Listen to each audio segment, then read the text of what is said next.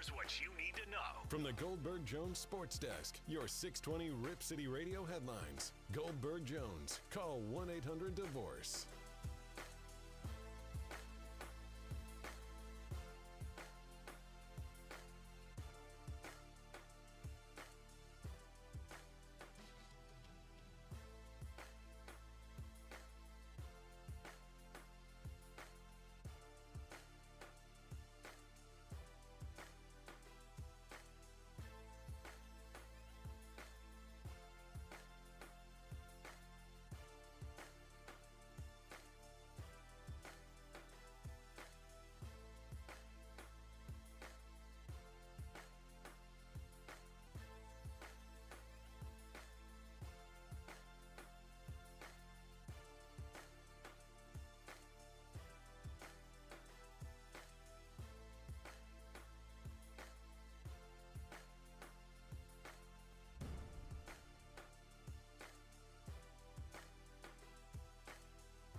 The home of the OSAA is 620 Rip City Radio. The Rip City Drive with Dwight and Chad, presented by Lazy Boy. What is your strategy for comfort? Gordon dribbles up the left wing. 6 minutes and 40 seconds left. Here's a pass down low. Durant will flush it home with both hands. What a feed from Eric Gordon. Final 5 seconds will tick off the clock. And the final score, Suns win 120-107, their fourth straight victory, and they improved to 2-1 in the in-season tournament. Nembhard the other way, he throws it down with one hand.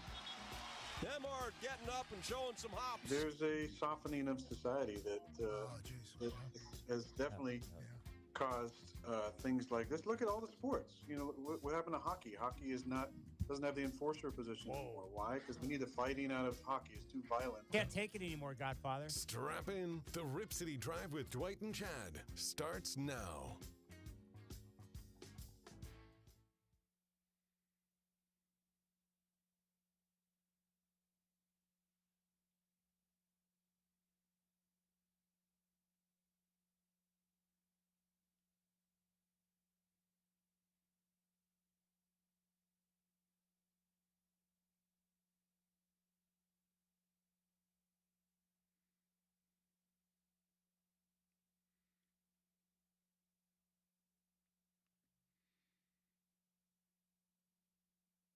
Yes, I got turkey and football. That's going to be a pretty good day tomorrow, Chad. Looking forward to it. Oh, no. No, we're going over to Katie's tomorrow, and Nancy and Katie will be doing the dinner. Didn't want to move the baby for Thanksgiving. You know, wanted to keep the baby at home. So it's going to be a fun time.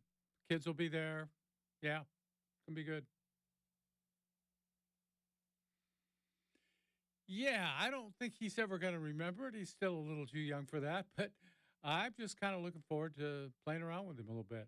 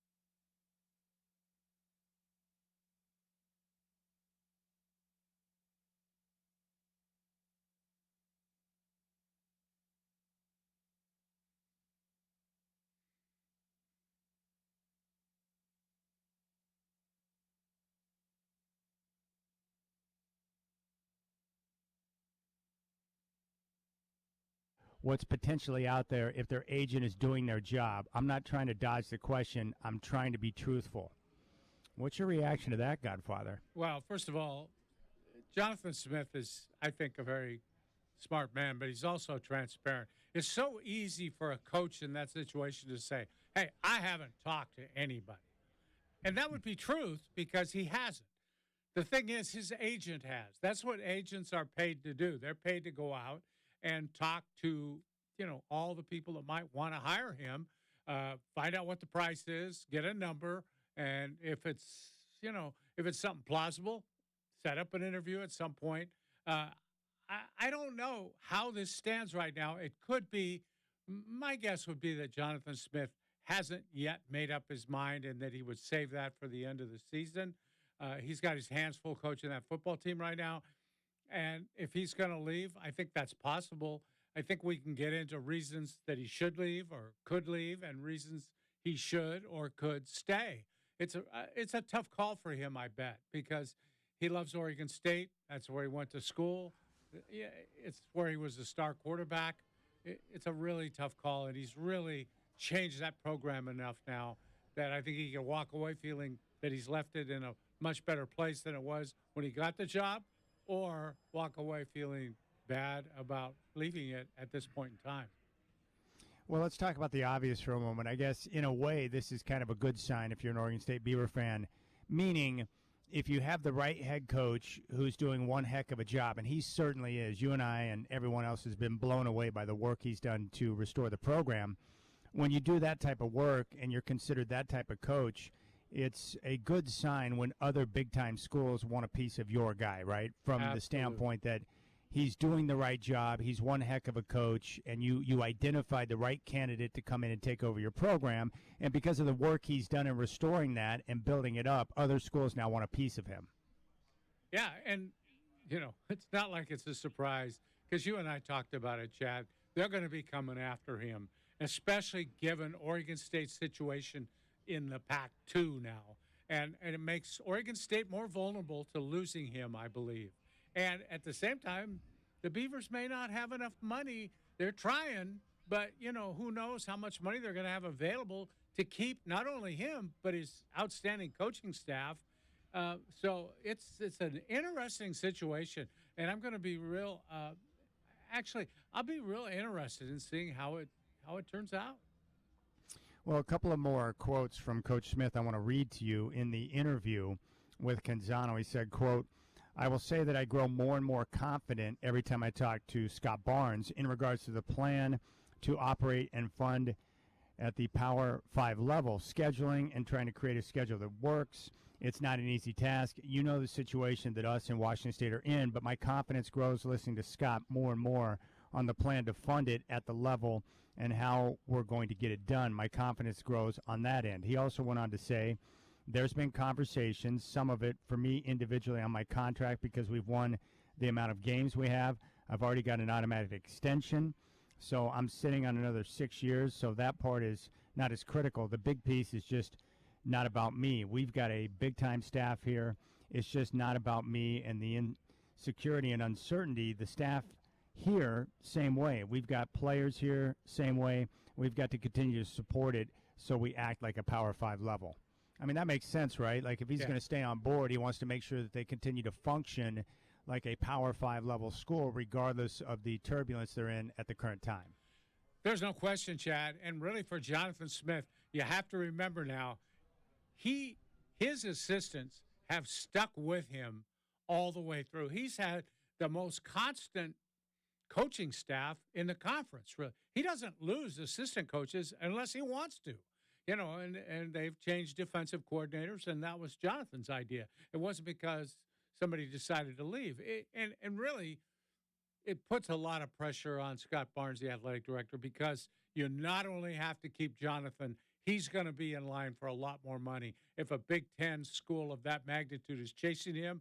But then you got to figure out how to pay all those assistants, because Jonathan, if he can't get those guys paid, he may not stay because they've been loyal to him. It's kind of up to him now to make sure they're taken care of. So really, pressure on not only Scott Barnes, but some of my friends who are alums down there. get the checkbook out, okay? Because I think you're going to have to help out here. Yeah, and I think the secret ingredient that no one really talks about, but I truly believe this, the secret ingredient for his success so far at Oregon State has been the continuity amongst his coaching staff. And the reason why it's so critical, and you know this, Dwight, that when you have the same coaching staff year after year after year, when you get all these new players coming in, either through the portal or, freshmen that you've recruited, it's so much easier to bring guys in and get them up to speed on your system and what you're trying to accomplish on the field, because you've got the same coaches, the same message, and then you've got the juniors and seniors on the roster who have been there in the program hearing the same message from the same coaches. So it's easier for them to school along the youngsters in the program, and that's how you get guys up to speed. So the continuity on that staff has been critical, and Jonathan Smith knows what you and I both know, is that if you've got a good staff, and he does, at some point, if you can't, operate, as he put it, like a Power 5 level school and pay the assistants what their value is, they're eventually going to take jobs elsewhere. And if you lose assistants at Oregon State, it's going to be tougher for Jonathan to be able to function, not just on the field in terms of games and winning games, but also having that continuity on the staff to be able to go out and recruit and bring in the type of players you need. Yeah, I don't think there's any question, Chad, that no matter what happens, whether he stays or he goes, his bank account's going to look a lot better in a couple of months than it does now, and he deserves it. What they've done, he and his staff, what they've done in Corvallis has been incredible. Everybody in the country knows it. That's why he's going to be, moving forward, one of the most desired and chased after head coaches in the country.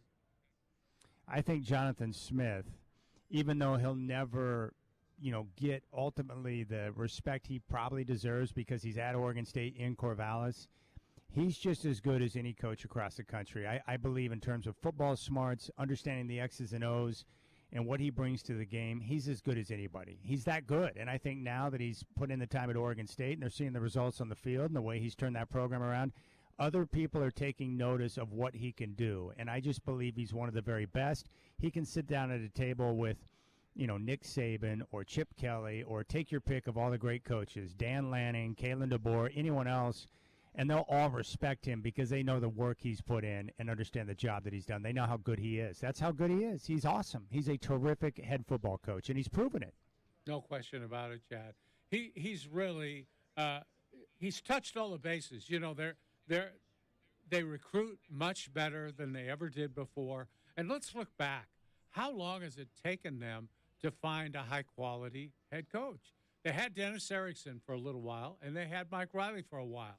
Since then, it's been a real dry spell. And it's just, I can't imagine what it's going to be like if they have to replace Jonathan Smith, given the near future that they have without a real conference. And so they better keep him.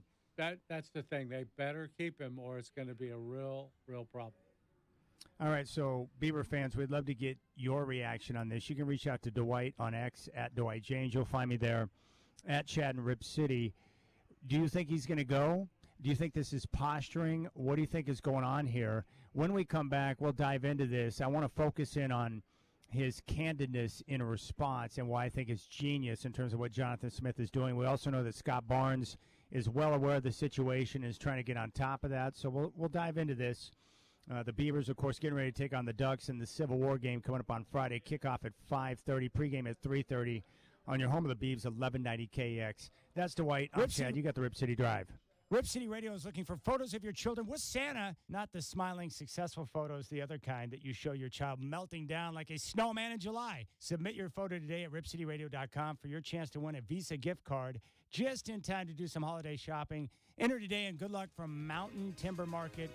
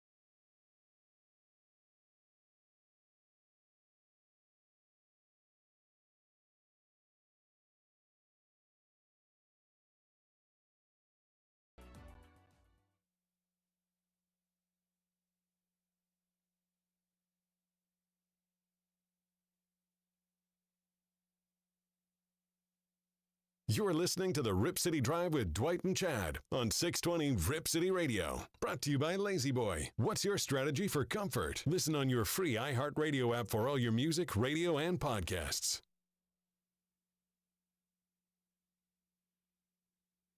Coming up on Friday, 5:30 kick from Autzen. Joining us right now to talk a little Civil War, our Duck Insider from Scoop Duck. He's on Twitter at JGundy85. Joel Gunderson joins the Rip City Drive with Dwight and Chad. Joel, happy Thanksgiving. It's always great to talk ball with you. I want to ask you this. We saw this week where Washington and Washington State reached an agreement to extend the Apple Cup.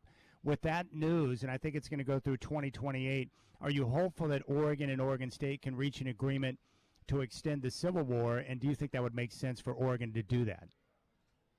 Well, first of all, happy Thanksgiving to both of you as well. I think it will. I don't think it's going to come together as quick as the Apple Cup news did, because I think it seems there's a little bit more animosity and hurt feelings between Oregon and Oregon State, but I expect between Barnes and Mullins, they're going to get that taken care of here. It might be 6 months to a year before we even hear anything, and that's just me guessing on timelines. But this rivalry means too much.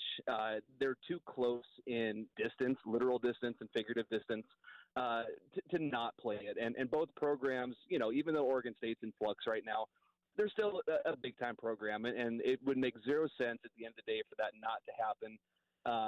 Maybe it's a situation where they find a neutral site place to play, or maybe they do every other year, or every 2 years it's at Oregon, 2 years at Oregon State, or something. They will find a way to make it work. It might not be for a few years, a couple seasons or something, but at the end of the day, I do think it's going to happen. Joel, that brings to mind a question for me, and that is, what's in it really for Oregon to play them? It seems to me, usually when you're in a conference the way they're going to be, where you have so many difficult conference games, you usually look for the cupcakes when you're playing non-conference games. You go in there to play Oregon State, and you got a chance to lose that game, especially if you're playing them in Corvallis. I'm a little surprised that they've decided to go ahead and explore the possibility. Yeah, you're 100% right. I mean, when you have Michigan and Penn State and Ohio State and Nebraska, schools like that are up on the rise. I think a big thing, it comes down to, like I said, tradition. It's an in-state rival. The other thing is, if they get Oregon State on the road one year, that's a road game they don't have to travel 2,000 miles for. So that might be appealing to have a game a little bit closer to home and cut down on travel expenses. But it's certainly the upside is more for Oregon State than it is for Oregon. I mean, let's just call it like it is. Oregon is more of a draw for Oregon State fans than Oregon State is for Oregon fans, essentially as a home game. But that doesn't mean that there's not a lot of fans that would come. Every state, each stadium would be packed for both games. Doesn't matter where it's at. Oregon's certainly going into a tougher conference in terms of scheduling, but that's what I said. It comes down to, do they want to keep tradition going? Do they want to have that local tie-in? It helps with recruiting in-state for both teams. So, more upside for Oregon State to keep it, but at the end of the day, I don't see the way they don't make it happen.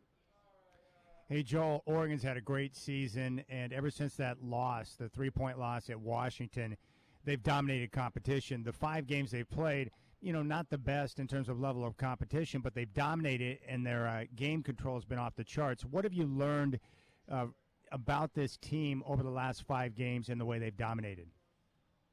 Well, the number one thing, and anytime I come on your station, whether it's you guys or Justin, I try very hard not to talk about previous regimes, but the biggest difference with this team under Dan Lanning's control is that when they go into a game where they're supposed to win, they have more talent, they take care of business. And that was the biggest gripe that a lot of Oregon fans had with Mario Cristobal and his staff, is so many times they find themselves in close games at home against Cal or Arizona, or going on the road to a game in Tempe and getting blown out in a game that they should had no business losing. So when they jumped out last week to 14-0, 21-0, 42-0 at halftime, I think that probably ended any question that Oregon fan had about what is it that this staff does that's a little bit different than the previous. Now, you can take out recruiting. Obviously, they're recruiting at an elite level. They're developing, it seems like, at a elite level. They're certainly bringing in transfer guys from the portal that are hitting every time. But the mentality, I said on Twitter, it's kind of like the kill-em-all attitude. Like, they don't care who they're playing. They don't care if it's a game they're supposed to win by 28. If it's a game they're supposed to win by 28, they're going to go in and try to win by 54. And that's just that comes down from the top. That is a coach who has grown and learned from the best in the business down south, that you take care of business. You show up and you prove that every day you are the better team. And I think Dan wants other teams to fear playing Oregon, and I think he wants his players to know that the other teams fear him. So to me, even though the game against Arizona State is one they absolutely should have done it, that was one of the more impressive games that he's had in his 2 years, because that was, that place is nightmare fuel for Oregon fan, going down to Tempe in November and to control the game the way they did from the absolute jump. That was it. They are on a mission. They know that they have built something here, and they have potential to accomplish their goal. And to see them go out and just essentially shut that game down within the first 5 minutes, that was really great to see if you're a Duck fan. Okay, Joe, let's say that they take care of business with the Beavers, and then they match up with Washington, as people expect, and beat them in the conference championship game. Are they in the college football playoff, or are you a little concerned about that? I'm still a little concerned. It's not Texas that worries me. The biggest domino that needs to fall is not even Florida State. It's actually, to me, it's Alabama. If Georgia takes care of Alabama, assuming the Michigan-Ohio State game is not like an absolute 6 overtime classic where they have a hard time keeping both out, that one will remove. So if you have an undefeated Florida State, an undefeated Georgia, and then whoever comes out of the Big Ten game, I don't see Texas jumping. And then obviously Alabama's taken care of. The big problem for Oregon is if Alabama wins that game, because there's zero chance, I think, that they keep Georgia out, even with one loss and even not winning their conference, as the two-time defending champion. So assuming Oregon takes care of business, as long as Georgia takes care of Alabama, I think they're going to be okay. But, at the end of the day, and this is where and I saw someone post it earlier, and I thought it was a really good point. The knock against Oregon now is they don't have any wins against current ranked teams. Well, last week when Utah was playing a ranked team on the road, all these teams in the SEC were playing FCS schools. So, that's where it comes down to. The Pac-12 is so deep that Oregon's beaten 4 teams that were ranked at the time, and now they're not because they're all playing each other, where the SEC is starting, they do this end-of-year cupcake schedule that kind of, helps differentiate the schedule a bit. So, long-winded answer, I apologize, but take away Alabama, I think they're going to be fine, assuming Texas doesn't play like Oklahoma State and win by a huge margin, and Oregon doesn't look good against Washington. That might be the only thing that could really get in the way, but take care of business, I think they're going to be fine.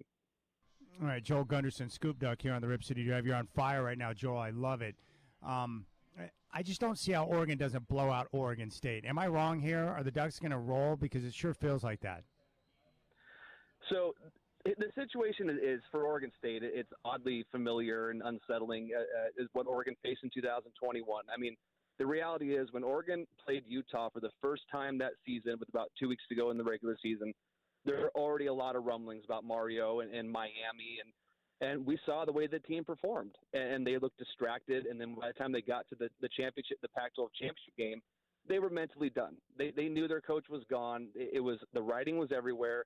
Players in the locker room always know what's happening first. So now with all this Jonathan Smith news, even if it doesn't turn out to be true, the fact is those rumors are there, and that distraction is there. And Oregon State, they needed to be able to play a perfect game on Friday because Oregon is bigger, Oregon is faster, and across the board they have more talent and playing at home. So when you factor in all of those things, if Oregon State had been 100% focused and came in and was able to play their best game, it probably would have been closer to a toss-up because it's a rivalry game, and they have that motivation to go in there and end the Oregon season. They want nothing more than to do that. But now you add in all of this distraction, there's no way the Oregon State players are going to be 100% focused on what's going on. Because if he does leave, and if in the next 24 to 48 hours this news continues to progress, these guys have their future to look out for. They need to think about, am I in the transfer portal? Where is my team going to play next year? We don't have the schedule. So it's unfair, and I wish this news wasn't happening right now because I would love to see these two teams play when they're both, fully engaged. But you're right. I think when you add in what Oregon has to play for, they certainly seem like they're on a mission and they know what's ahead of them. And then you add in the distraction on Oregon State's part. I think this one has the chance to kind of get out of hand, and not necessarily late in the fourth quarter. I think by mid-third quarter, if Oregon plays their A game, this one could get kind of ugly. One final thought before you go. What does your gut tell you about Jonathan Smith? Does he stay or does he go elsewhere? Well, I think at this point, I think it's pretty obvious that he has eyes elsewhere. His answer, you mentioned that he gave on Canzano's show, that is straight out of his agent's mouth and telling him what to say. He's clearly using this for leverage, as he should. There's nothing wrong with that. I think if the Michigan State news is true, I think he's going to the wrong place. And I think that, UCLA made a lot more sense. But now with the way UCLA played last week, Chip's job might be safe. But to me, that one always made way more sense. He'd be going home. His wife's family's from there. Everything for him resides down in Southern California. And what he would be able to do there with that talent would have been unbelievable. But now we don't know if that job's opening. So, is Michigan State a better job than Oregon State? It is, because they're in the Big Ten and financially they're secure. They know where they're going to be every single year. They're in a talented area where he can recruit. It's not the job I would choose if I were him, but I think the writing's on the wall. And, I don't know Jonathan, but you have to imagine that if he could, play the scenario perfectly, he would want to stay at Oregon State. He would want them to be in the Big Ten or the Big 12 or whatever and not have to worry about this, because when you're at your alma mater, you want to be there and you want to be the person that brings something there that they haven't experienced before. But, we can't really blame him if he's looking elsewhere, because there's so much up in the air right now. He's on Twitter at JGundy85. He's with Scoop Duck. He's here on the Rip City Drive. Joel, all I can say is you hit an absolute home run today. So you have my full permission to enjoy your Thanksgiving weekend with the family, enjoy some food, and enjoy the game on Friday, buddy. You killed it. Well, thank you. You guys have a great Thanksgiving, too. Friday's going to be a lot of fun, no matter what side you're rooting for. Let's just enjoy it. It's the last one for a while. Should be a great game and good weather. So you guys have a good Thanksgiving. Let's have some good football weekend. Thanks, Joel. All right, man. Appreciate it. There you go, Joel Gunderson. Hey, Godfather, didn't you find the answer from Jonathan Smith when asked specifically about other jobs? Almost every other coach would be like, they would almost be incensed that you would ask the question and be like, what I've got here is great. I'm a big-time Beaver. Right. He didn't do any of that. He was just very candid and said, look, I've got an agent. He better be paying attention to what else is going on out there, because that's what I'm paying him for. And I thought the answer was really interesting because he didn't dodge the question. He answered it truthfully, which is bizarre. You don't see too many guys do that. I know, but that's Jonathan. I don't think he's going to say something that he's got to retract later, and I think he did. He was honest. My guess is that agent has probably got a pocket full of offers. There are other openings, and there are other schools that are going to have openings that we don't even know about yet, because a lot of schools aren't going to fire the guy with 1 or 2 games left in the season. They're going to get him at the end of the year, which is proper. So I would say there's other offers out there. He's going to wait, see what they are, talk it over with his family, and also let's see what Oregon State comes up with too. And that's the thing that I think is worth talking about, his motivation for staying or going. And the motivation for going is pretty much the money, I think. You can recruit at Michigan State. You can have a better team there. You got more money to deal with in terms of recruiting. But, Chad, that's a tough job there, real tough. Yeah, it's a tough job because everyone there, they're crazy. They think they're Michigan, but they're not. They're Michigan State. Right. That's a serious problem. Well, and they're trying to compete with Michigan and Ohio State and Penn State, and they haven't been able to do that very often. Well, just look at that response. Like, let's assume that Jonathan Smith is a really smart guy, which I think he is, and his agent too. Obviously, they're lock and step. They know what's going on. So Jonathan comes out locally and does not deny that there are other offers out there and says, I've got an agent. And his job is to go out there and pay attention to everything else that's going on. Yeah. So that gets out. What do you think the response is from the big donors and the alumni at Oregon State and their approach to Scott Barnes? What do you think the response is when they hear that? There's panic. There's some real panic. And there's guys picking up the phone. And the guys that are panicking are the ones that have Scott Barnes. Yes. They have his cell phone on speed dial. Yes. They're pushing that button right now. You better keep this guy. We're screwed if you let him go. You keep him. Let us know what it's going to cost. But we're going to have to get together. Forget all this NIL stuff. You got no NIL without Jonathan Smith. That's where our money's gonna go, and we're gonna keep him. We're gonna keep the staff.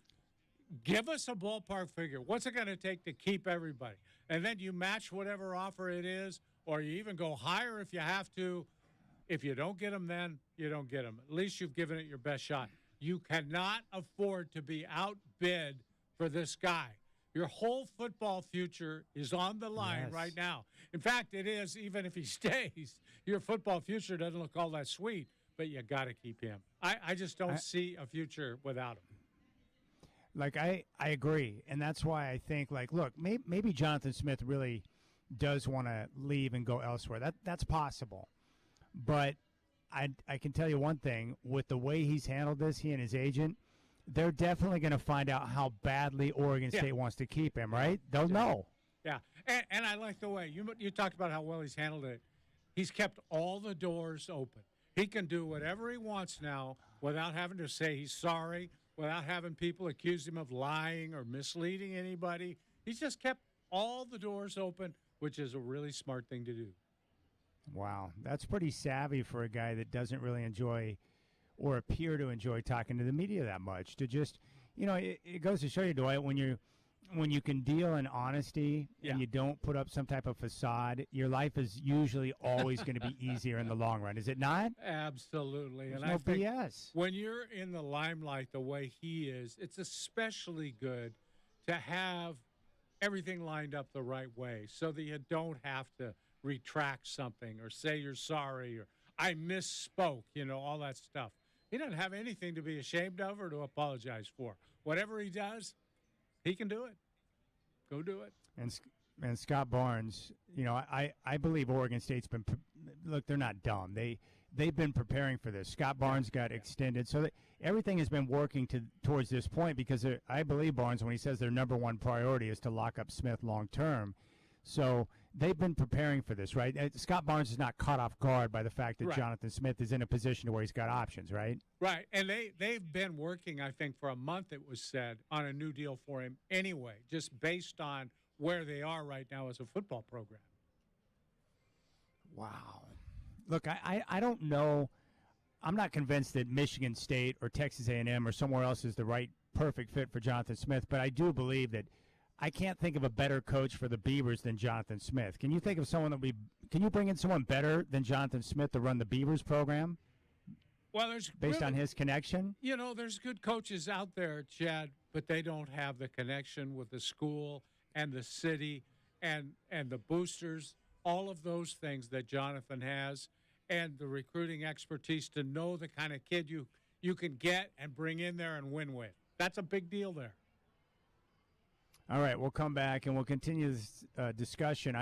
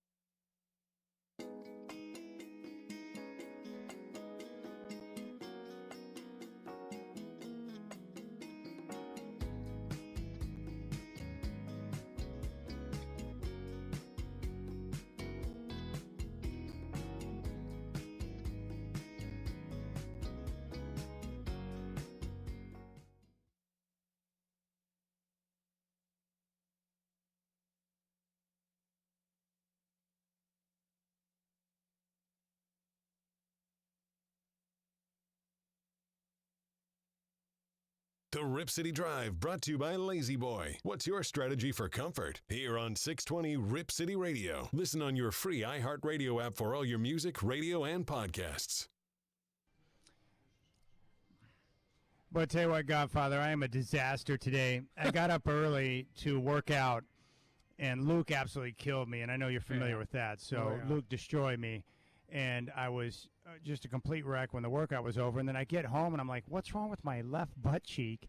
I've got some type of itch going on there. And then in one of those deals where I get in the bathroom where I'm getting ready to get in the shower, and I turn around, and I'm looking in the mirror, and I'm like, what in the world is that? I've got, like, I don't know if it's a boil, if it's a zit, if it's an ingrown hair, or I suddenly have herpes, but I've got this gigantic whatever it is on my backside. And so it's really bothering me. And then I'm thinking, what do? I'm not going to go to the doctor. Can I take a picture of that and send it to someone to find out what's going on, or will I get arrested for that? Like, dude, getting older sucks, man. That's all I can say about that. But I don't like things growing on me that I don't want growing on me.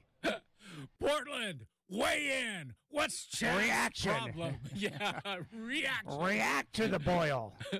I have no idea what it is. God. All I know is I've got a raging case of the herpes now, and it's terrible. Oh, don't even say it. Don't say that. I don't know what's going on. I have no idea. It's just like, good gracious, man.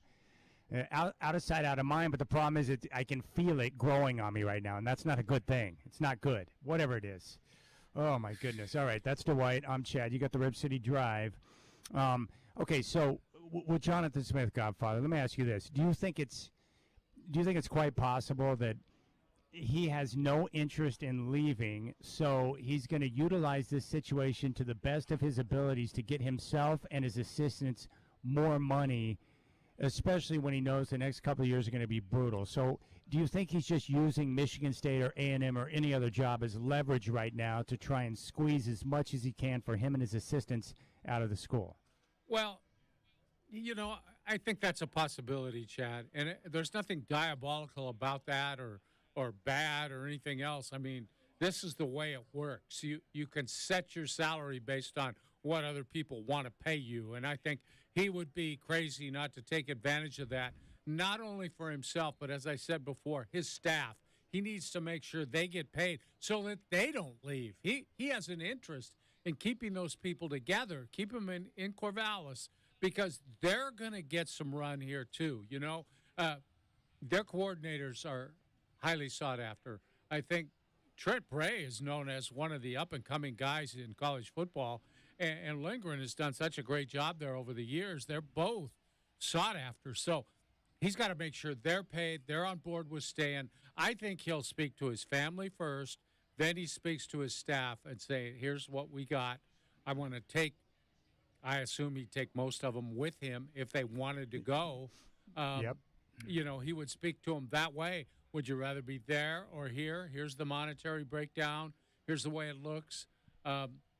It's a special group, Chad, that has stayed together in Corvallis that long, because some of those assistants have had opportunities to go work somewhere else. They just had to have had that. And football coaches are some of the most loyal guys you're ever going to find, just like baseball and anywhere else. They stick together. So here's another question I have with Jonathan Smith. Do you think, like a lot of coaches at the end of the day, they're going to take care of themselves as they should, but do you think that maybe a guy like Jonathan Smith, who truly loves Corvallis and Oregon State, that it would be harder for him to leave, knowing that if he leaves, based on what the school is facing with the conference uncertainty and the fact that they would be screwed, do you think that makes it a more difficult decision for Jonathan compared to somebody else? I think you're onto something, Chad. I think there is something there, quite possibly. And it's hard for me to speak for him, but I can see somebody who has loved Oregon State for as long as he has, since he was a freshman in college, I assume, to leave them now. He knows the damage that would do to Oregon State. He knows that. He's aware of that. And unless he's steering one of his assistant coaches into that head coaching job, I think there's legitimate worry from everybody about what's going to happen to that program if he goes. And I think he's worried about that too. And granted, the money is a deal. I think, though, if he stayed a couple more years, Chad, and continued to do the good job, there might not be any rush. There might be a lot better job out there for him. I mean, who's to say Lincoln Riley, one more bad season, if they can't get it figured out, who's to say that a year from now USC wouldn't come calling? How about if UCLA came? Well, there's other really, really good jobs out there where he could stay on the West Coast, because I think he's a West Coast guy, and they'll all pay pretty well too. It's not as if his new contract at Oregon State is going to put him in the poorhouse. Remember, if there's a pretty reasonable place to live in Oregon, it's probably Corvallis. Yeah, if there's any place in Oregon that's reasonable nowadays with the interest rates and the home costs. Yeah. Well, you're right. Maybe that's it, right? Maybe instead of jumping on Michigan State or A&M, maybe you realize, like, hey, I'm happy here. We can stay here, and then if things don't change or go in the direction I want, then there's going to be other opportunities that would open up. Normally, if Jonathan Smith, and I heard his name connected to Michigan State, I'd be like, get out of here. That's not happening. But now, with the changing landscape, with the conference realignment, now it makes more sense to join, whether it's Michigan State or anyone else, if you're going to go to the Big Ten, because now with schools on the West Coast, he would still have access to his familiar recruiting grounds, right? I mean, he can go to L.A. He can still recruit his normal, grounds, because they've got schools on the West Coast in the Big Ten now. So I guess what I'm trying to say is that Michigan State on the surface doesn't make a lot of sense, but if you look at conference realignment, it probably makes more sense for a guy like Jonathan Smith now, based on the fact that you can still access California. Yeah, and it's a more prestigious football school than Oregon State is. You really can't deny that. And I think there's a lot of people who would think he'd be crazy to turn it down. And it's entirely possible, because I think he could look at that and say, long term, it's a better job than this one is. And it probably is. Yeah. I mean, it is a better job long term than what he has now. But I don't know. He just seems like a different kind of guy. He's just a different kind of guy that would value living where his family likes to live, having success, working where he went to school, and trying his best to make sure that disaster doesn't befall that football program. Yeah, because he would feel, I think he would feel responsible if that thing went into, another disaster or dead end. I don't think he wants to see the program do that. So I do think he feels pressure there. But don't you think there's also something to it where if you go to Michigan State, he doesn't have connections to the school or the area. So if he doesn't produce right away, they're going to want to discard him too, right? I would imagine at Oregon State, some of the advantages of being there, like you mentioned, he knows the school. He loves Corvallis. He's got a connection to the Beavs. He played football there. He loves the program. But also he's got more control and more power and more job security than he would have at Michigan State or anywhere else, I would guess. Yeah. And, they're less likely to get rid of him in a bad season. Oh, for sure. No question. And I remember, now that we're talking about this, I remember talking to Dennis Erickson about this. And he told me one time, he said, Dwight, should have never left Oregon State. And he went to the pros. But he said, and I think Mike Riley would probably tell you the same thing now. Sometimes you don't know how good you have it, where he's not going to be living that kind of low-pressure lifestyle in East Lansing that he lives in Corvallis. Now, he pressures himself to win. Don't get me wrong. There's pressure there, but it's nothing like that pressure he would face at Michigan State or so many other spots where your job is on the line from year to year and you're only as good as the last game you play. All right. Civil War is coming up on Friday. Kickoff at 5:30, pregame at 3:30 on your home of the Beavs, 1190 KX. We'll come back and continue the discussion. We're also going to hear from Tom Brady. I don't know if he's getting old and bitter, but he doesn't like the way the NFL is being played right now. So we'll hear from Tom Brady, and we'll keep things rolling. Also, I do have a little quote in regards to the NBA in-season tournament. Apparently the ratings are up. So I'll get Dwight's thoughts on that. And also we got a pair of tickets for the Trans-Siberian Orchestra. We'll give those away next. You got the Rip City Drive. Rip City Radio and Holt Homes want to pay your mortgage or rent in 2024. Went up to $18,000 to help offset those monthly payments in the Home for Holidays sweepstakes. Enter today at ripcityradio.com. Powered by Holt Homes, built for the Pacific Northwest.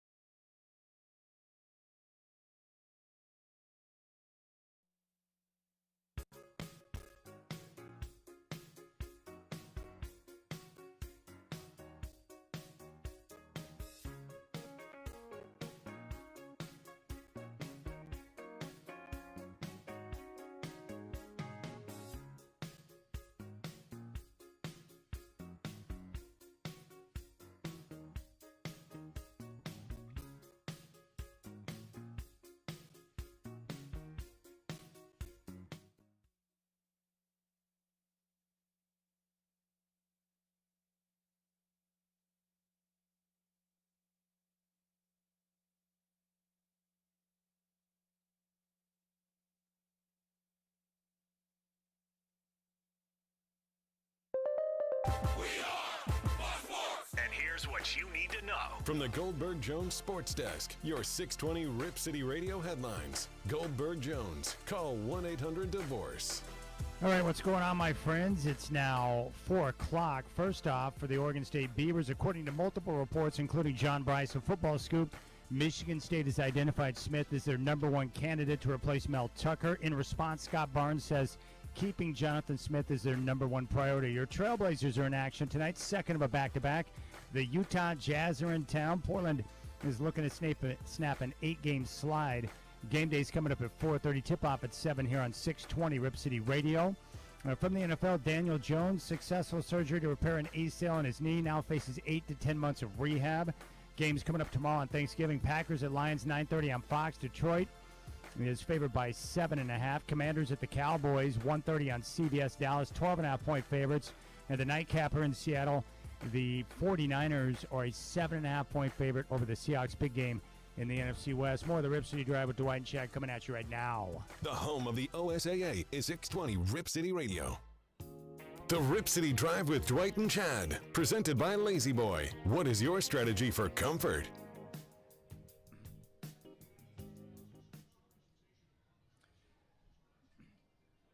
All right, this is disturbing, Godfather, but I've had a few listeners reach out to inform me that what I could be facing on the backside on the derriere could be an insect bite. I had not thought about that, but now that they mention it, how creepy is that? I don't like spiders. I don't like the thought of like insects being on me and biting me in my sleep or whatever the situation may be. That's creepy, bro. Creepy. Yikers. Where have you been? Have you got bed bugs or something? You got to have bed bugs if you got... Where else have you been that an insect would bite you on the butt? Well, nowhere. And first off, you know as well as I do, there's no one else that wants to see me anywhere close to not having my clothes on. So I haven't been with anyone. I haven't been around anything. And the only person that would bring stuff into my bed would be Puppy Shots. So maybe he brought something in. Because the problem with wiener dogs, and there's no real problem with them, they're wonderful animals. And Puppy Shots is my best friend. But they're burrowers. So they, you know, he doesn't like to sleep on top of the covers all the time. He likes to burrow underneath. So who knows? Maybe he brought me a little friend. I have no idea. But the idea of something biting me. I only remember getting bit by a spider once when I was younger. I was at Nana's house, and all I know is that I had this giant dome that was forming on the front of my leg, and then we realized it was a spider bite. But that's the only time I recall that happening. Ugh. Great. I prefer to think of a boil or something else, not a friggin' insect bite, for crying out loud. Yeah, what do you do for that? I don't even know what to tell you on that. I don't know. I have no idea. And no, I'm not going to ask the Godfather to take a picture of it so that he can send it into the doctor for me. Yeah, but I'm Scotty not Bethune thought it might be a nice bonding moment in the studio. I don't think so. Yeah, Scotty's got a lot of ideas. None of them very good, actually, but he keeps That's trying. true. Like, I love you, and we are partners, but I would never ask you to do. Hey, Godfather, I need you to do me a favor here. Don't mind the fact that I'm just taking my drawers down, but can you snap a photo of that dome that's growing out of my cheek, please? Thank you. Oh, God, I don't even want to talk about it, let alone see it. I do not want to see that. All right, I want you to explain this to me because you and I yelled at each other about it before the show today, but I think it's important for people to know when they're scouring information on the internet. What is the difference between aggregators and a legitimate report? Because I am not a journalist or anything close to it, but you are. So when you're looking at information, like how do you identify a legitimate report compared to an aggregator or something that's just rumored? Well, sometimes it's hard to tell, but when you see places that don't have somebody's name attached to them, that's your first thought. You should be a little suspicious because you know, people usually want to put their names on if they're speaking truth, and if they're not speaking truth, they don't want their name on there. So these guys pick up rumors and put it down as fact, and some of them just make things up to get clicks. And that's what scares me a little bit. I see things out there all the time that I think, nah, I don't think so. And it later proves to be not true. And this one on Jonathan Smith seems to have more merit, and that's fine. I can respect that. But you just don't want to get involved in those. What was the last one people were squawking about? It was like somebody's upset and wants to be traded. You see those all the time, and they turn out not to be true. And some guy that if you knew who he was, you'd know he wouldn't know that information. So, you know, stick to woes, stick to shams. Aaron Fentress doesn't make anything up. Stick to people like that, and then you should be okay. But don't go off. Even like Hoops Hype, they're aggregators, which means they only reprint stuff that somebody else has said. And that's what aggregators do. They just pull in all the info they can, and a lot of times they don't fact check it. They just throw it out there. So you got to be careful with that. Oh, yeah, I think the one today I saw was Kyle Kuzma, right, where the Wizards may look to move off of him because he's not considered a franchise piece or something of that nature. Yeah. That was an aggregator report. Yeah, see, you got to be, where did that come from? That's what you have to find out. So if John Bryce from Football Scoop is coming out and saying, hey, I've talked to 2 different sources, and they tell me that Jonathan Smith is the number 1 candidate at Michigan State, then at least he's attaching his name to it. Right. And I don't know John Bryce. I would if it was someone I know, then I would go even further with it. But at least the name is on there, so you have a better chance, and you could always Google that name, find out about this person, and go from there. Wouldn't that be fascinating if a coach like Jonathan Smith, when asked the question, oh, yeah, I talked to Michigan State yesterday, and I've been in touch with A&M, and just taking a listen to what they've got to offer. They would never do that, but that would be fascinating. Yeah, that would be really hard to say when you still have a game left, especially a rivalry game. That would not get over very well. Ooh. How often do you think players go up to a coach and say, hey, I heard this or this rumor, what's the take? They probably do that sometimes, right? Like, hey, coach, what's going on with you in Michigan State? I think some of them would, but a lot of them would not have the self-confidence to do that. You got to be in pretty good with your coach to go up to them and ask a question like that. A lot of them in college are a little, I wouldn't say they're afraid of their coach, but they've got an awful lot of respect for him. And, if you ask a question like that, you got to be ready for the answer, too, and you may not want to know the answer. Well, all I can say is that I still feel the same way about Coach Smith that I always have. He's the only guy that I've ever heard say, I love Corvallis, and I believe him. That's the only guy. He's the only one on the planet where I'm like, hey, I think I believe him. He truly loves Corvallis. Because anyone else that tells me that, I'm going to be like, yeah, you say that, but I don't really buy it. But with him, I do. I think he does. Yeah. Yeah, I think so, too. Right. And I'm buying it for now. We'll see. All right, Duke, the UPS driver, speaking of bad advice, like, our boy Scotty Bethune, he says, hey, take a picture of it and use Google picture search to see what it says. That's the only thing I can think of. I don't really want to take a picture of any part of my body and then enter it into Google, because doesn't the same thing apply to us as adults? Like, once you put it out there on the internet, it never comes back. Like, if I put a picture of whatever is going on the internet, like, that's out there forever. I don't think I need that. No, you don't. And somebody's going to find out that it's yours. They're going to somehow Local find that radio out. host exposing cheek on net. We don't need that. No. I don't need that. You don't need that. No. Oh, that's so good. Yeah, I worry a little bit. All right, I want to play this from Tom Brady. I want to get your take on it. And then before you leave, before the end of game day, I want to read these stats on the NBA in-season tournament. But Tom Brady, not too happy with the NFL play. Take a listen to this.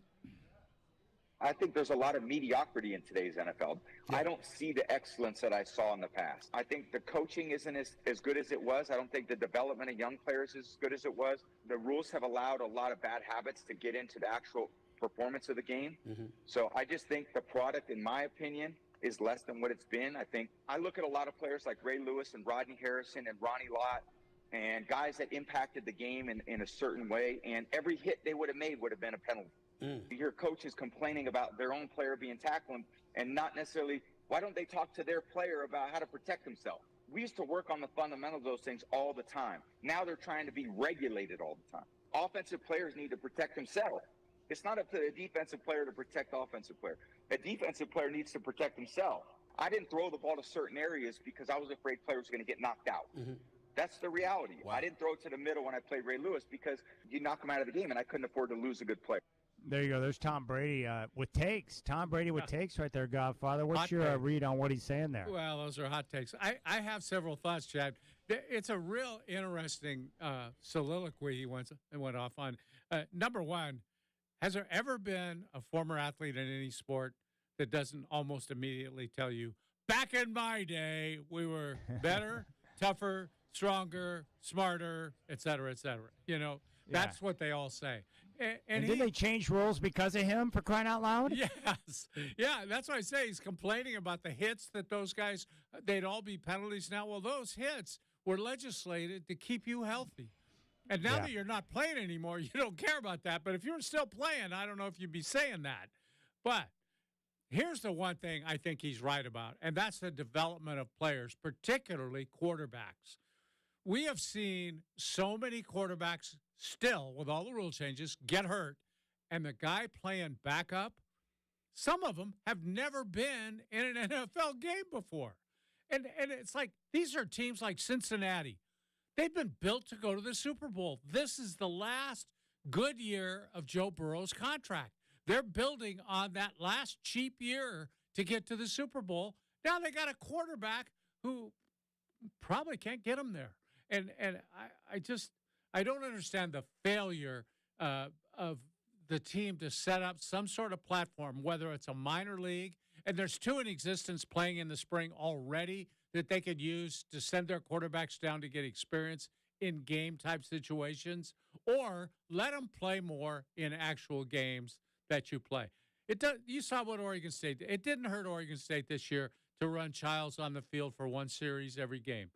You know, in the old days, they actually used to do that a lot with the backup just to give them some snaps. They're way behind in developing quarterbacks.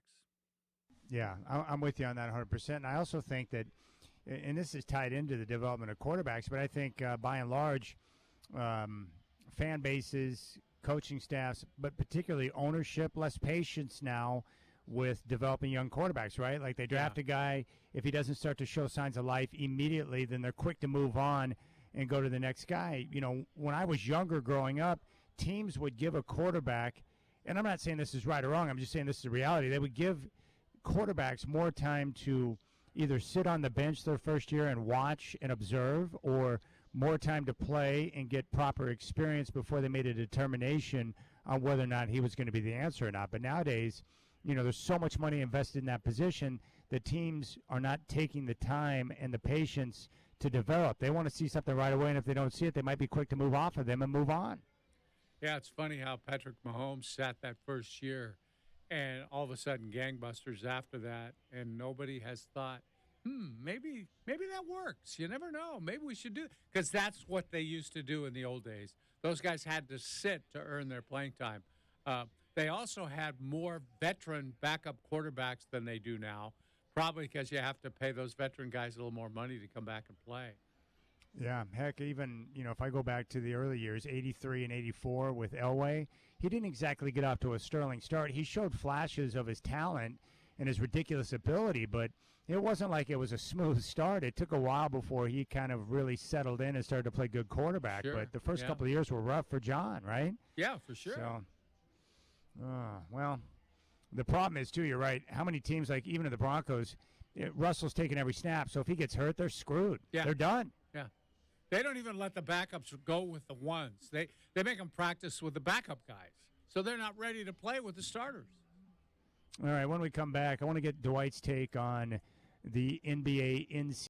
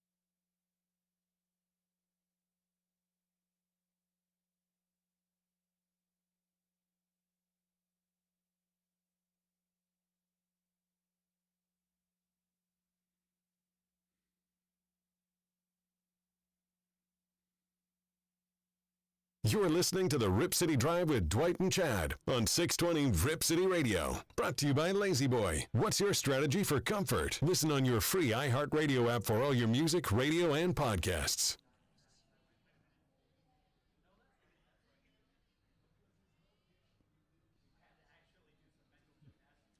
That's some pretty good guitar work, Godfather. Oh, I was just listening to that. I was going to ask you if we could just let that roll the rest of the show. It'd be better than anything we have to say. That's right. Bow now, now. No, no, no, no, no, no. All right, I want to read this to you here. This is from the AP in regards to the NBA in-season tournament. There was no shortage of reasons why the NBA in-season tournament was put together, and the benefits are already clear. Ratings are up. People are talking about the games before Christmas, and some players say that there's an extra energy in those contests. And they went on to say that entering Tuesday, 37 of the 60 games in the group stage of the inaugural tournament have been played.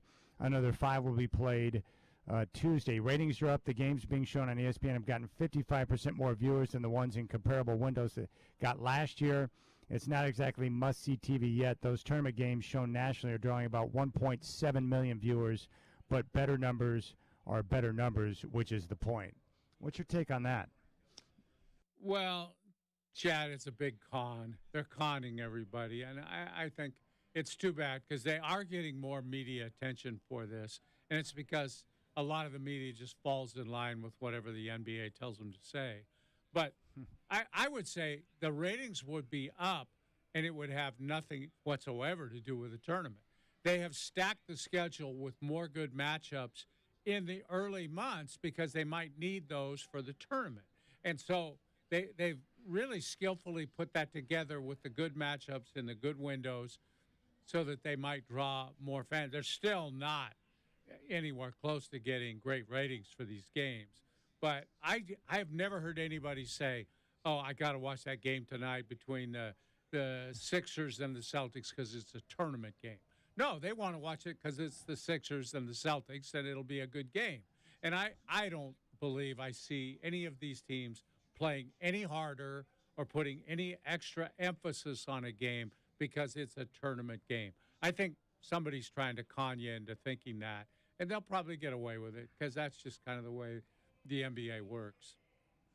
Well, my biggest issue with it is, one, the in-season tournament courts are not aesthetically pleasing. Awful. The NBA has done an awful job of explaining what it is they're trying to accomplish with the in-season tournament, or what it is exactly. And then on top of that, I don't care about an NBA player earning an extra $500,000. Like, that doesn't do anything for me. And there's nothing at stake to alter or change the pathway to a championship. So I just don't see what the point is.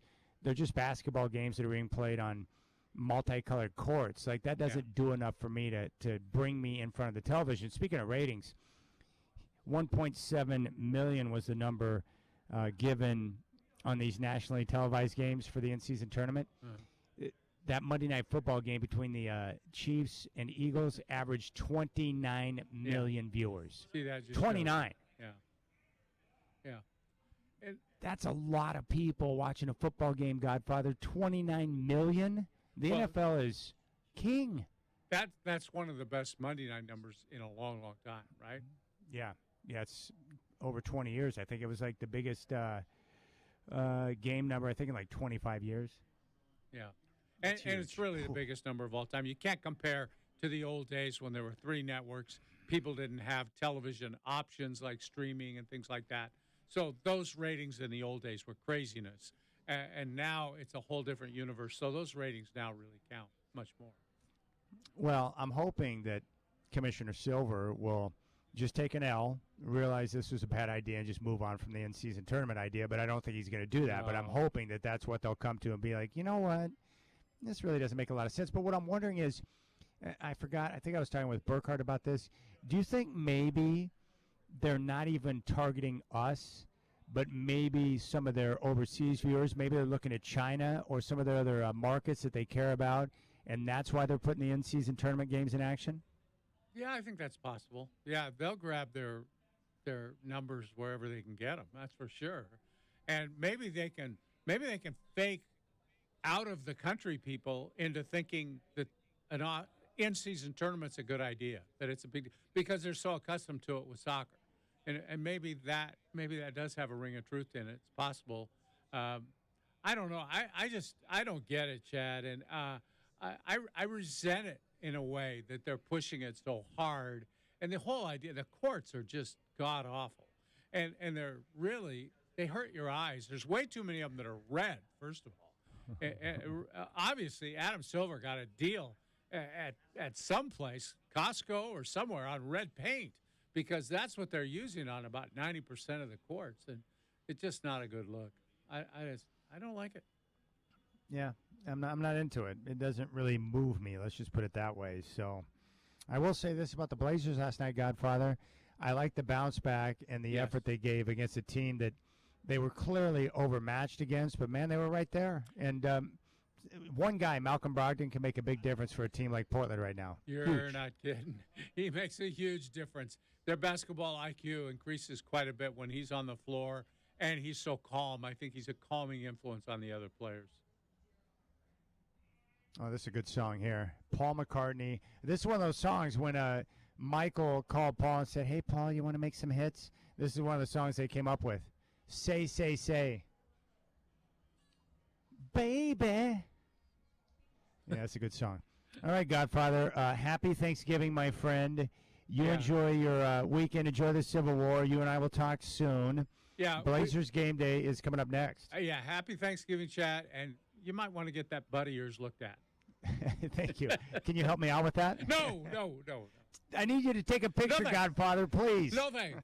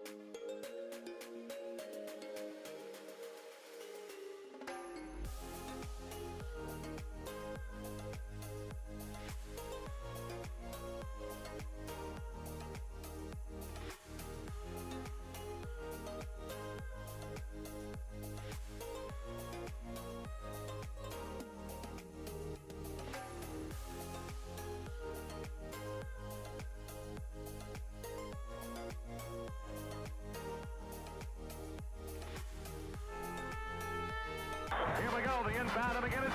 Drive, stop, pump, shoot, short, no good. And the game is over!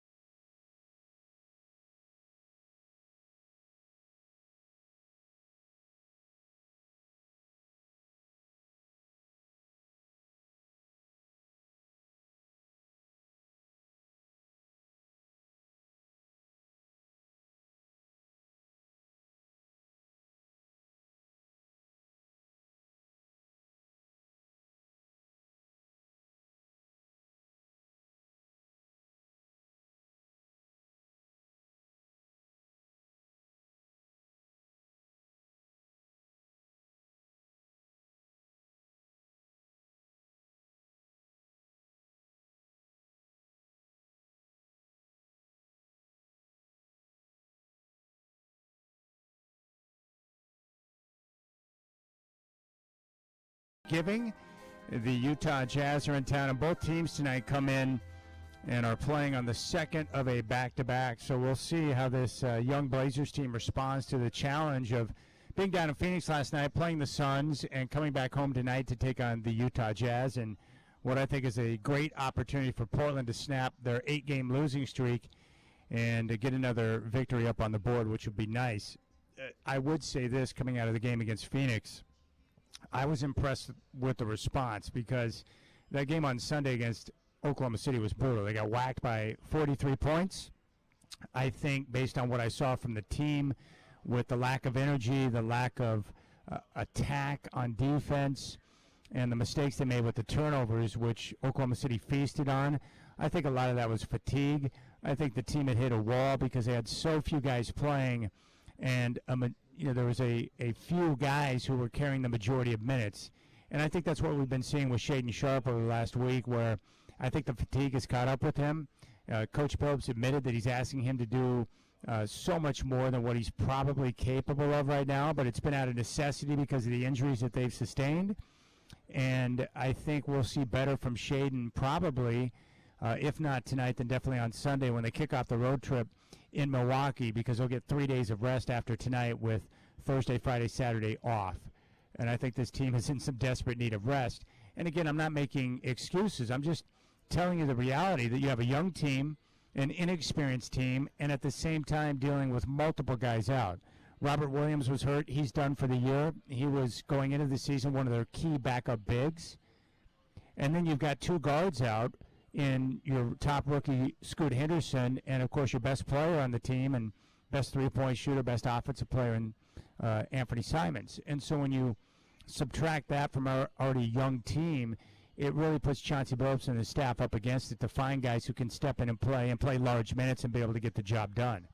So I think the Blazers tonight have a good chance to end the losing streak. They got a major shot in the arm last night with Malcolm Brogdon, who made his return. He missed 5 games, had the hamstring strain, but was able to return to the lineup last night, played nearly 25 minutes, finished with 19 points and 5 assists. He was 4 of 5 from downtown. The Trailblazers, who have been the worst three-point shooting team in the NBA this year, actually did a pretty good job last night, over 45%, connecting on 14 of their 31 shots from downtown. And the Blazers offensively just looked a little bit better. 43% from the field, not great numbers, but better from 3. And with Brogdon on the floor, I think what you notice there is that he brings a veteran presence to the lineup. He runs at the right pace. You can see the offense and how smooth it operates when he's out there on the floor. And I think I was talking with Dwight about this today. You know, we're talking about Brogdon and his impact. And, you know, you can watch players from afar, right, on different teams. But sometimes you don't know how good they are until they maybe arrive in your city and you get a chance to watch them on a nightly basis with your team. And, you know, Brogdon's one of those players that once he got into Portland, and I've had a chance to hear from him and see how he handles his dealings with the press. I see how he operates with his teammates and the way he communicates with them, the way he coaches them and teaches them and shares his wisdom with them. The time he spent, you know, going to the Rip City Remix games down in L.A. when they're playing the South Bay Lakers. He's just a different type of guy. You know, I didn't know that until he got here, and then you see how he operates and see how he handles himself. He's a true pro. Like, I'm really down with Malcolm Brogdon and what he's bringing to the squad. And you can't say that about every player because not every guy in the league cares about some of the younger guys. But Malcolm Brogdon is legit. He's the type of player that a coach loves to have on his team because he's an extension of the coaching staff when he's on the floor. He understands what needs to be done. He understands what's being asked of him. And I respect the heck out of that because when he came over from Boston, just put yourself in Brogdon's shoes for a moment. 1 minute you're playing with the Boston Celtics, one of the most storied franchises in all of sports, and you're on a team that has a legitimate chance to win a championship.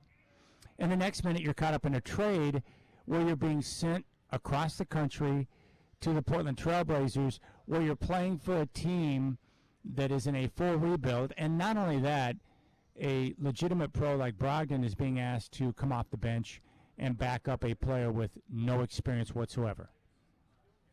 Did he complain? No. Did he pout? No. Did he show any visible frustration? No, none of that. He just embraced the role.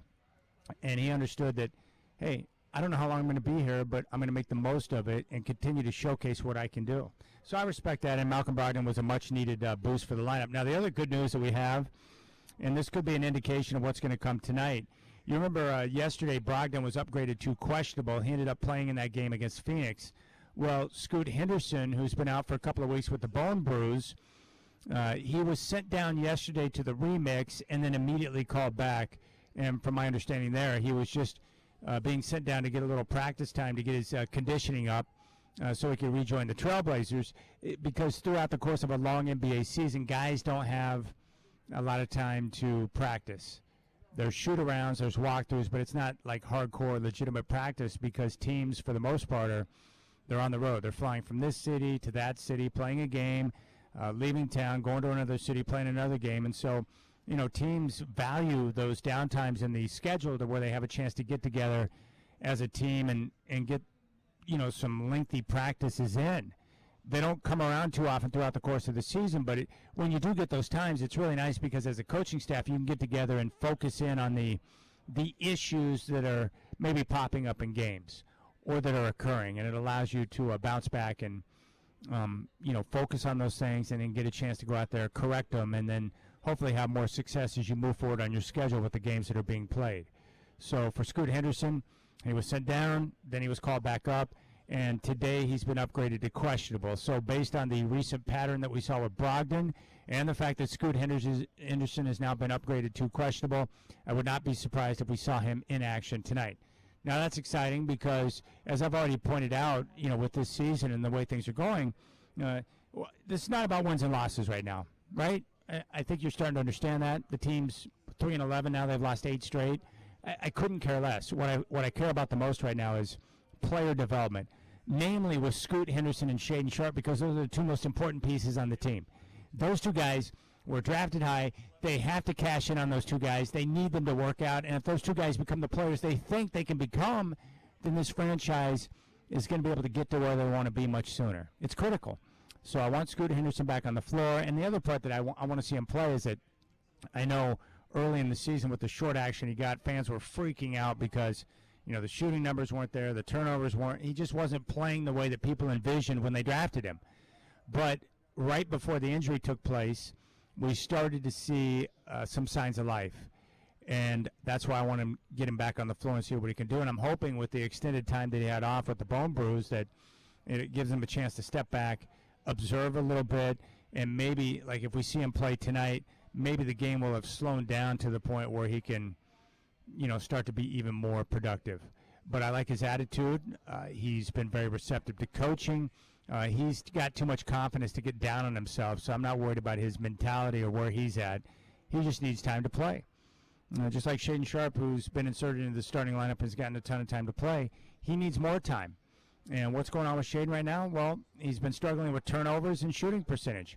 But that happens when you're being asked to do so much more than you expected, and you've been thrust into a different role, and you've been playing huge minutes, and the fatigue starts to set in.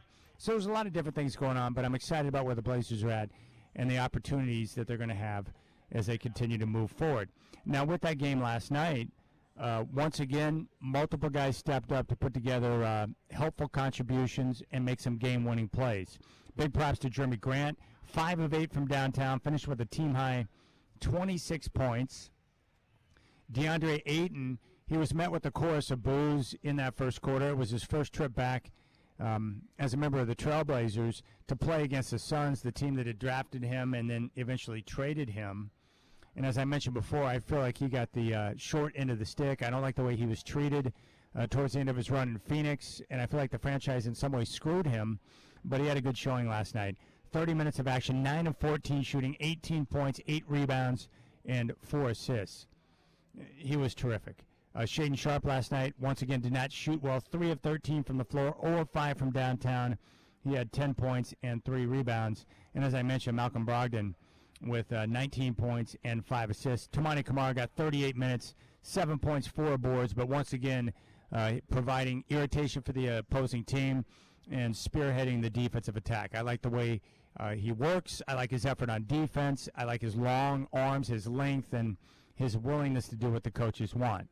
And then off the bench, Matisse Thybulle had 10 points before leaving with a hand injury. They got 6 points and 3 assists from Skylar Mays, and Jabari Walker, more productive minutes, 14 minutes on the floor.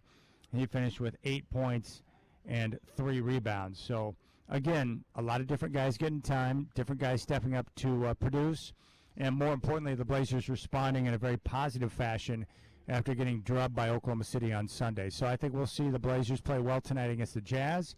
This is one of the games on the schedule that they could absolutely get a win tonight. And then more importantly, moving forward after Thanksgiving, they'll get 3 days off before their next game, which is coming up Sunday in Milwaukee against Damian Lillard, Giannis, and the Milwaukee Bucks. How crazy is that going to be for the first time watching the Blazers playing Dame's going up against them? What's that going to do to your insides watching Dame? Are you going to pull for him? You're going to root against him? How are you going to deal with that? The emotions are going to be all jacked up as you're watching that play out, right? It's going to be weird. For the Suns last night, just too much Kevin Durant and Devin Booker. Kevin Durant, 31 points, game high, 9 assists. And then Devin Booker had 28 points and 6 assists. Booker was 9 of 20 from the floor, 10 of 10 from the free throw line. Kevin Durant, 13 of 21 from the floor. He was 2 of 2 from downtown. And the Suns really made their bacon at the foul line. 27 of 28 from the foul line. They were plus 10 in free throws. The one area of improvement that I respect for the Trailblazers, they cut down on the turnovers last night. Just 13 turnovers, which led to 15 points. They actually won the points off turnovers. They were plus 2, but they trimmed it down to 13, which is an improvement for this squad. And I think a lot of that has to do with just having Brogdon back on the floor, more of a sure-handed guy that knows how to run the offense, that is not in over his head out there in terms of what the coaches are asking him to do. And, of course, as you might expect, Yusuf Nurkic playing well against one of his former teams. 18 points, 12 rebounds for Nurk last night on 7 of 11 shooting. So that's it. That's the game. So the Blazers have now lost 8 straight, and they'll get a chance to get off the schneid tonight with the Utah Jazz in town. And then after tonight, they'll get 3 days off before they kick off that 5-game road trip, which will begin Sunday in Milwaukee against the Bucks. That game will tip off at 12:30. I'll have game day on Sunday morning starting at 10 o'clock. All right, we'll keep things rolling here on Game Day. I've got some audio we're going to hear from Chauncey Billups. We'll hear from Malcolm Brogdon. Chris Burkhart is with me. So happy Thanksgiving to you, my friends. You want to reach out to me on X, you can do so at Chad and Rip City. It's Blazers Game Day tip-off with the Blazers and Jazz coming up at 7 here on your home of the Blazers, 620 Rip City Radio.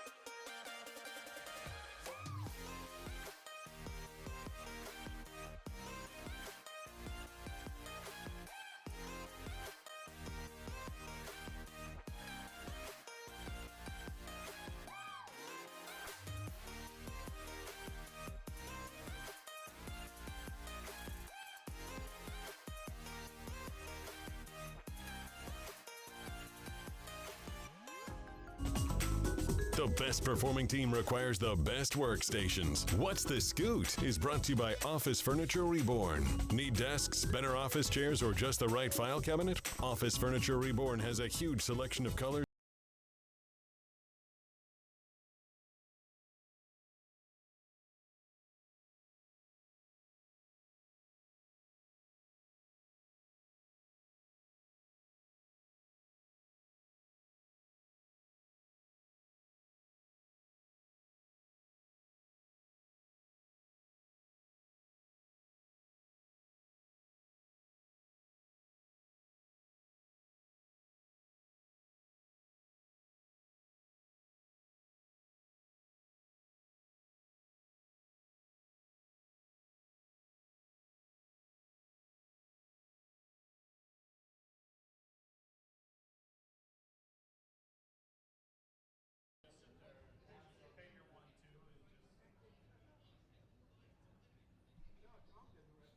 Hey, Chris Burkhardt here. Chad can't hear me. Maybe he can hear me now, but he's on. You're live, Chad.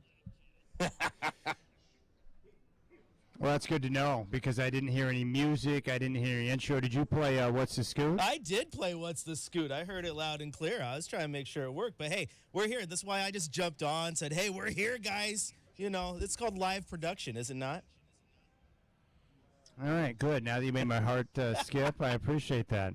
All right, so here's the latest on Scoot Henderson. We know that yesterday he was in a situation where he got sent down to the Rip City Remix. It was for a very short period of time, and that was just to work on his in-game conditioning. But now he's back up with the team. He's been upgraded to questionable. So my guess is that we're going to see Scoot Henderson in action tonight.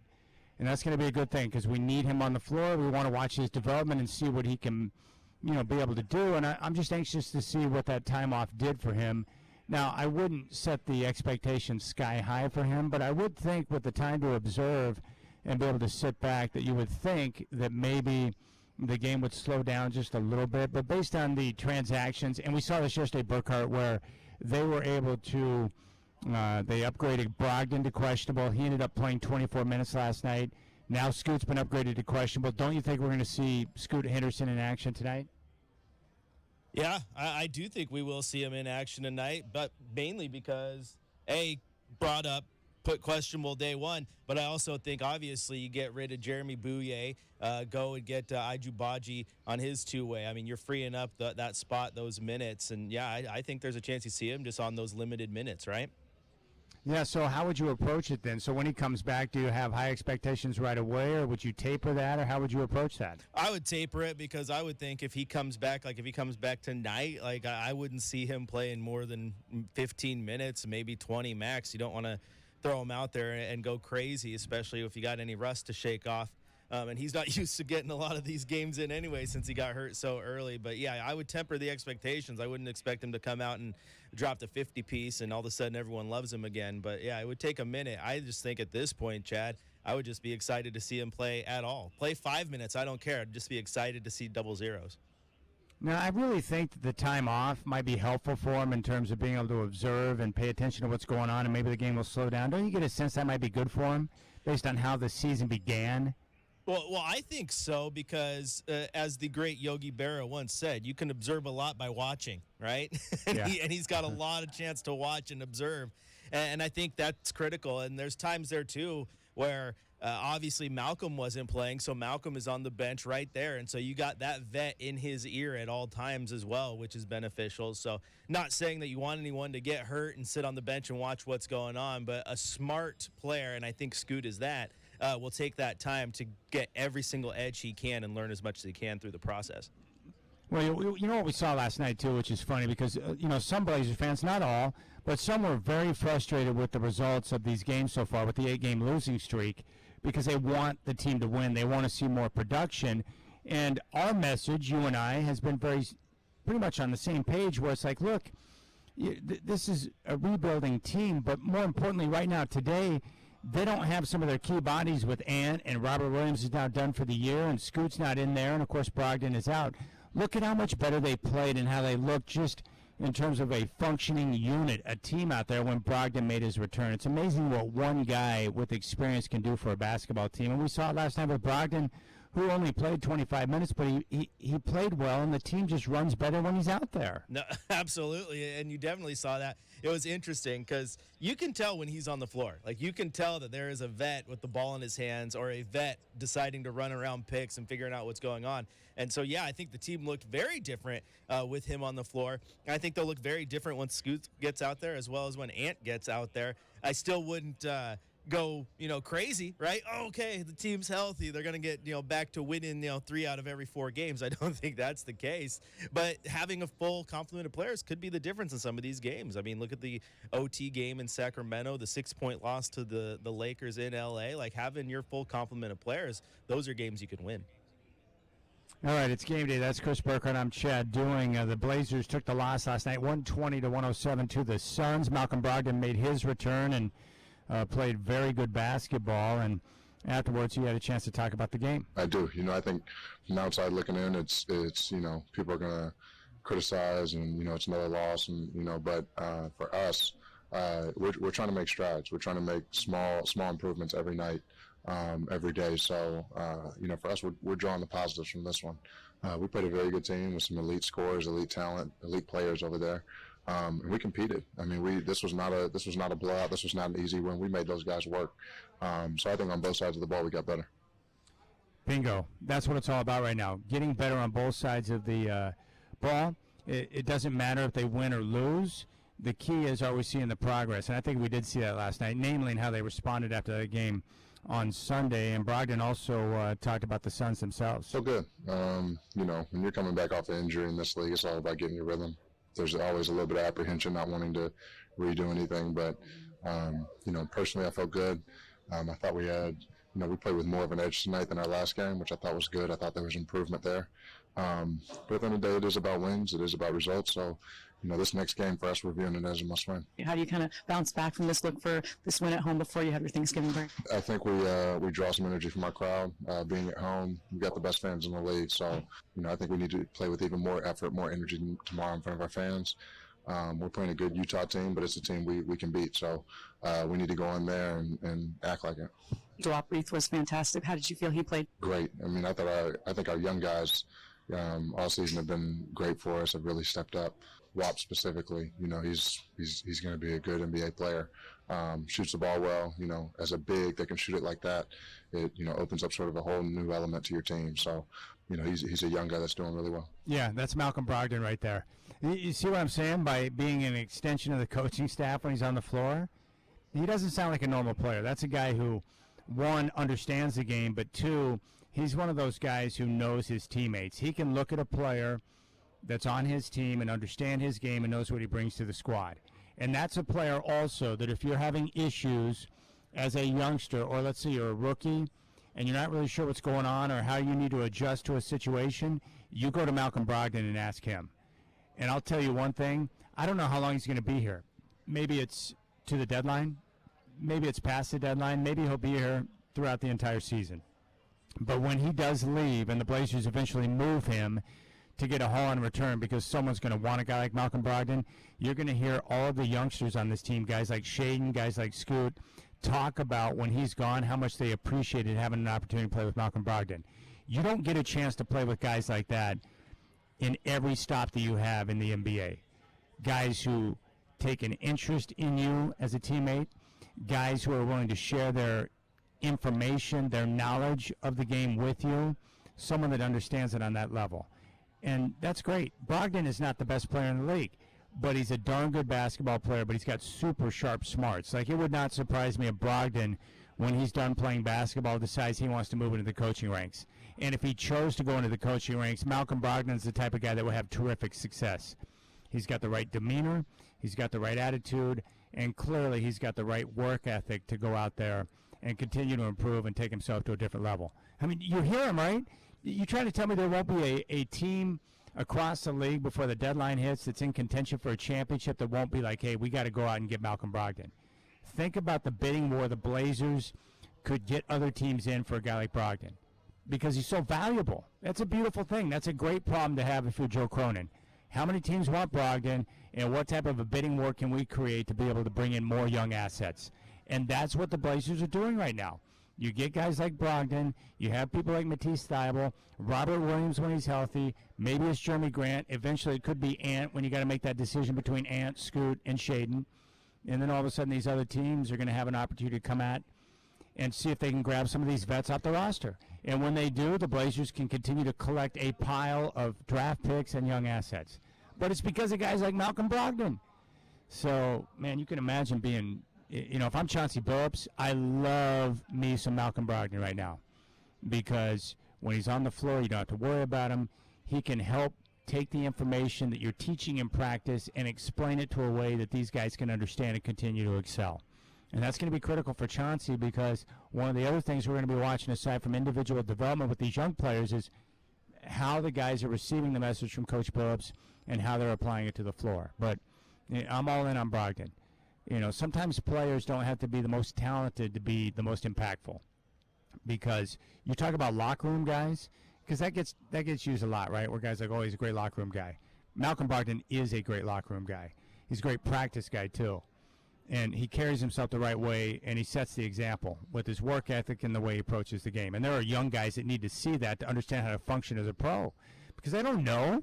You're playing college, or you're coming out of the academy, you jump right in the NBA, and all of a sudden you're thrust into the spotlight, and they don't know how to do everything. Taking care of your body, how to practice, how to get your rest, nutrition, how to understand NBA actions, how to execute on defense, how to deal with your teammates, how to function in the locker room, what the travel is like. There's so many different things going on, but a guy like Malcolm Brogdon can help, use his experience and share his wealth of knowledge to help guys out. That's a beautiful thing. All right, we'll keep things rolling here on Game Day. Blazers and Jazz are coming up at 6 o'clock. We'll get to our keys to the game a little bit later. We also got a pair of tickets we got to give away for the Trans-Siberian Orchestra. We're going to do that. Chris Burkhardt and Chad doing with you here on Game Day. Happy Thanksgiving, my friends, from 620 Rip City Radio.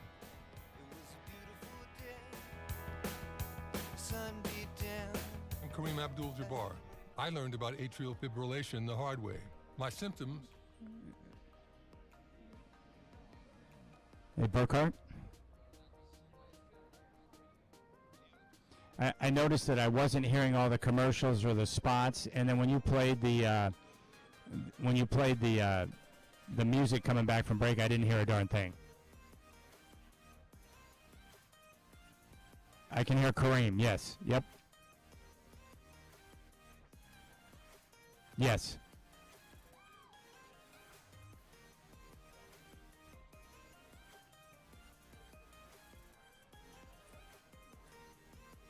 Okay.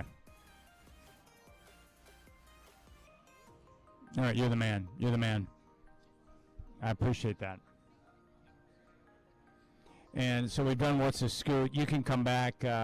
If you want to hit a scoreboard here, that's fine. Whatever you want to do.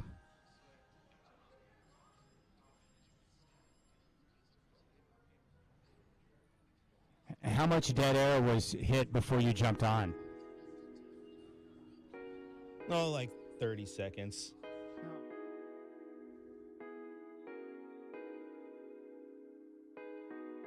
We got through it.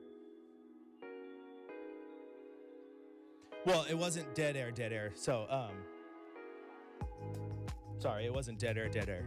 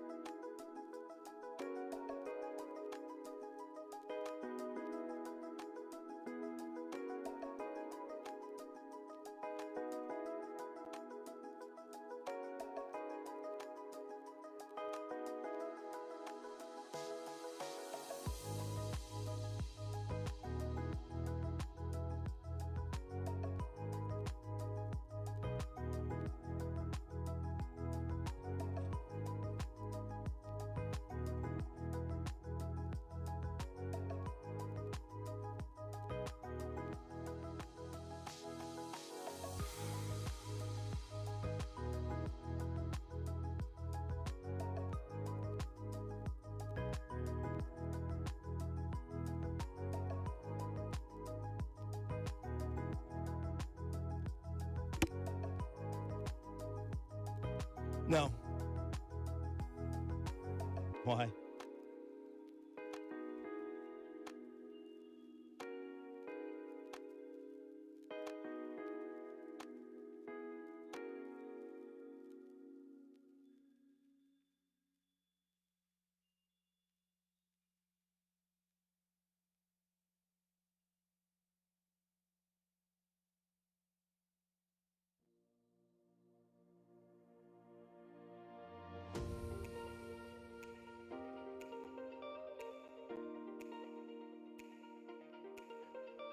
Hey, I know the mic is on. Get over it.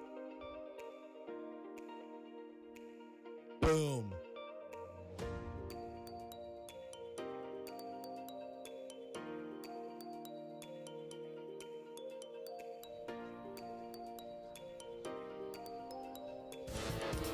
All right, checking the NBA scoreboard right now. Halftime in Charlotte, where the Wizards lead the Hornets 56-49. Kyle Kuzma has 10 points. Second quarter in Orlando, the Nuggets lead the Magic 61-56. Nikola Jokic 13 points, 8 assists. First quarter in Atlanta, the Hawks on top of the Nets 36-25. Trae Young has 10 points. In Boston on ESPN, the Celtics doubling up the Bucks right now, 24-12. Jaylen Brown with 8 points. First quarter in Cleveland, the Heat lead the Cavs 29-20. Kyle Lowry with 15 points. First quarter in Indiana, the Pacers out in front of the Raptors 33-27. Buddy Hield with 11 points. Game's coming up later on tonight. Here in about 7 minutes down in Houston. It's going to be the Grizzlies and Rockets. Houston favored by 4.5. Houston at 6-6. Memphis struggling at 3-10. 5 o'clock in Minnesota. The Red Hot Timberwolves at 10-3 host the 76ers right up there near the top of the Eastern Conference. Philadelphia at 10-4. Minnesota favored by 7.5. 5 o'clock tip in New Orleans. Kings and Pelicans. Sacramento favored by 1.5. And the Kings right now on fire, 8-5 on the season. Pelicans 500 at 7-7. In OKC, the Thunder and Bulls. Oklahoma City at 10-4 in the year. They're favored by 7.5. Chicago after a slow start at 5-10. Shai Gilgeous-Alexander averaging 29 points, 6 rebounds, and 5 assists per game. 5 o'clock tip in San Antonio. The Clippers and Spurs. LA favored by 8.5. Victor Wembanyama averaging 18 points, 9 boards, and 2 assists a game. 7 o'clock on ESPN. The Warriors are in Phoenix to take on the Suns. Phoenix favored by 2.5. Steph Curry averaging 30 points per game. Kevin Durant at 31 points per game. 7 o'clock tip from Moda Center. It's going to be the Jazz and Trailblazers. Utah favored by 3.5. Lauri Markkanen, 23 points, 8 boards per game. Jeremy Grant right now leading the Blazers at 22 points per game. And the nightcapper in the association will be the Lakers and Mavericks from Los Angeles. Dallas is favored by 2.5. LeBron James just surpassed 39,000 points in his career last night. He's averaging 25 points, 8 boards, and 6 assists per game. Luka Doncic chiming in at 30 points, 8 boards, and 8 assists. All right, it's game day. Chris Burkhardt and Chad doing with you here. You can reach out to me on X at Chad in Rip City. Your telephone number is 503-248-0620. Chauncey Billups much more pleased with his team's effort last night in the bounce back in the loss to Phoenix, where they were within striking distance going into the fourth, but too much Devin Booker and Kevin Durant. But here's Billups after the game. Well, for us, and I said it early, obviously losing sucks, but it's more about the process that we're going through and not the outcome of some of these games. I sit back and look every single game, not only right now, but I'll watch it on the plane, and I'll probably watch it in the morning, and I just evaluate, did we get better? Or did we stay the same, or did we get worse? I can already tell you we got better tonight.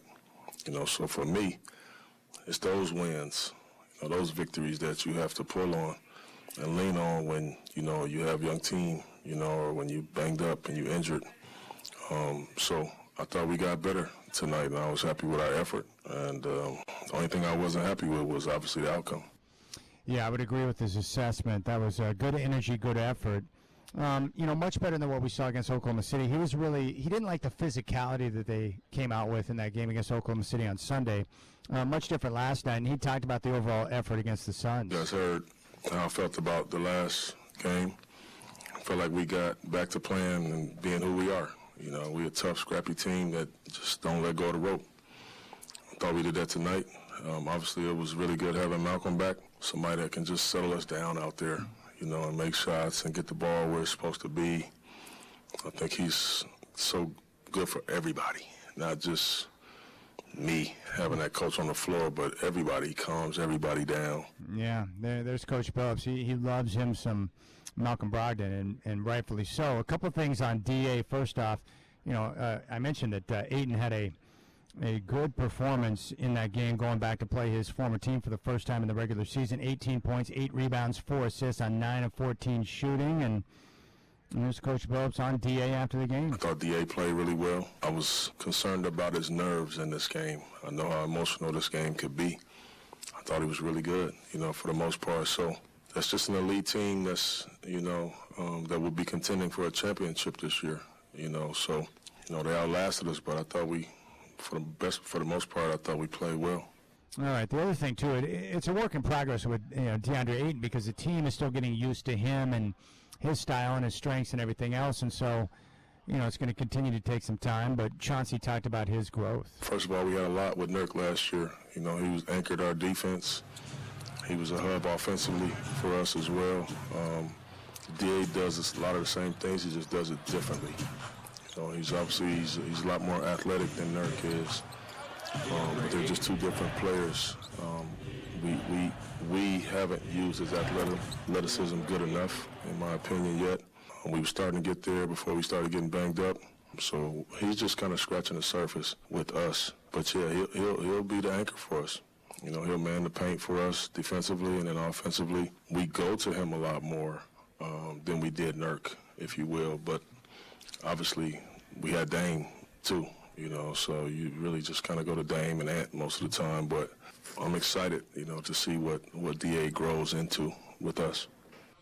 All right, Chauncey Billups, Blazers getting ready to take on the Utah Jazz. That tip-off is coming up at 7. Chris Burkhardt is with me. You looking forward to the Thanksgiving holiday, my friend? Sure. It's going to be a gauntlet of going to many different houses and being exhausted. So, yeah, bring it on. All right, my man, Duke, the UPS driver right now, is frustrated and hating on cornbread stuffing. Do you have a favorite side? Like, what is your go-to? What are you looking forward to consuming tomorrow on Thanksgiving? Oh, grandma's stuffing, without a doubt. Without a doubt, without hesitation. If you give me a plate of just that and nothing else, yeah, we're good to go. And I'm not a hater, man. I love green bean casserole, brother. I do, man. I look forward to it, and I do consume it and enjoy it. My mom makes delicious rolls, homemade from scratch, which are nice. And, yeah, I'm with you, dude. Stuffing is money. I'm totally down with the stuffing. How can you hate on that? You can't. I can't hate on the stuffing. The only thing is, like, I enjoy Thanksgiving. I'll give you that. I like the food, but on the overall hierarchy of holiday meals, I think the Thanksgiving meal in and of itself is overrated. Like, if turkey were that awesome, we'd be cooking turkey on any other random day of the year, not just this one day where everyone's all of a sudden like, yeah, turkey's all right. Okay, I don't know how you managed to do this. Like, I loved you before the show began tonight, and I have respected you more than you could possibly imagine, but somehow, within a matter of 5 seconds, you just took everything I thought about you and raised it up several notches. I'm in firm agreement about this. Turkey on Thanksgiving or Christmas is one of the most overrated things I've ever heard of in my life. One, the turkey's never that good. Two, even when it's made the right way, it's still not very good. And three, no one goes to the turkey first. They're always looking at the size that they appreciate and going after that before they get to the turkey. The turkey is and always will be one of the most overrated things in the history of all great feasts. I'm with you 100%. And when I say that, most people think that you're crazy. I think the turkey gets too much love for reasons that I'm not sure why. I think people don't think about what they're saying when they're like, oh, yeah, I love the turkey. It's like, no, you don't. You love all the side trimmings and all the different little side dishes, but it's not the turkey that people are geeked up on. Big time overrated. Yeah, it's like, 100%. Oh, yeah, the turkey's good. What you do is you take the turkey and you take a little bit of that gravy and you put some of that gravy. Yeah. Oh, so what you're saying is the turkey by itself isn't good. You need to add stuff to it to make it worth it. Yeah, anything that you need to add. If you have to add something, if you have to take a side and drop it on top of the dish, that means there's something wrong with the dish, 100%. You know it and I know it, right? No one takes prime rib and says, man, I really need to put something on top of this. No, because the prime rib is money by itself, but not turkey. You know, come on now. Like realistically though, Chad, think of all your other holiday meals. Is there another holiday meal where the sides almost every time outrank the primary protein? I don't think there is. Gosh, it's amazing how much of a genius you are. You're right. So, like, I really believe that we should get rid of the turkey and find something else to put in the middle of the table because it gets too much love. I don't like how turkey gets too much love on Thanksgiving because it's overrated. It doesn't make any sense to me. Why not put the green bean casserole in the middle, or it could be the stuffing, the things that we all care about. No one's going to the turkey first. Gosh, you're like, I think you might be the only guy that I've ever heard with the same take. I've been saying this and people think I'm crazy, but dude, I hear you say it, I'm like, I'm not the only one because you know it too. It's just a fact. It's just a fact. Yeah! Gosh. All right, let's write this time down. 5:15 on November 22nd of 2023. Chris Burkhardt raises his level of genius in the eyes of Chad Doing. This is good stuff. Yeah, Booyah! Oh, no, I feel bad that you played that because I think Booyah was he clipped today? He was. Released? Booyah! Oh, yeah. Sorry, Booyah. Too bad. It happens. He'll latch on. Booyah! All right, we'll keep things rolling here on Game Day. Curtis Long has got your Trailblazer pregame show coming up at 6, and the tip-off with the Jazz and Blazers coming up at 7. Right here on your home of the Blazers, 620 Rip City Radio.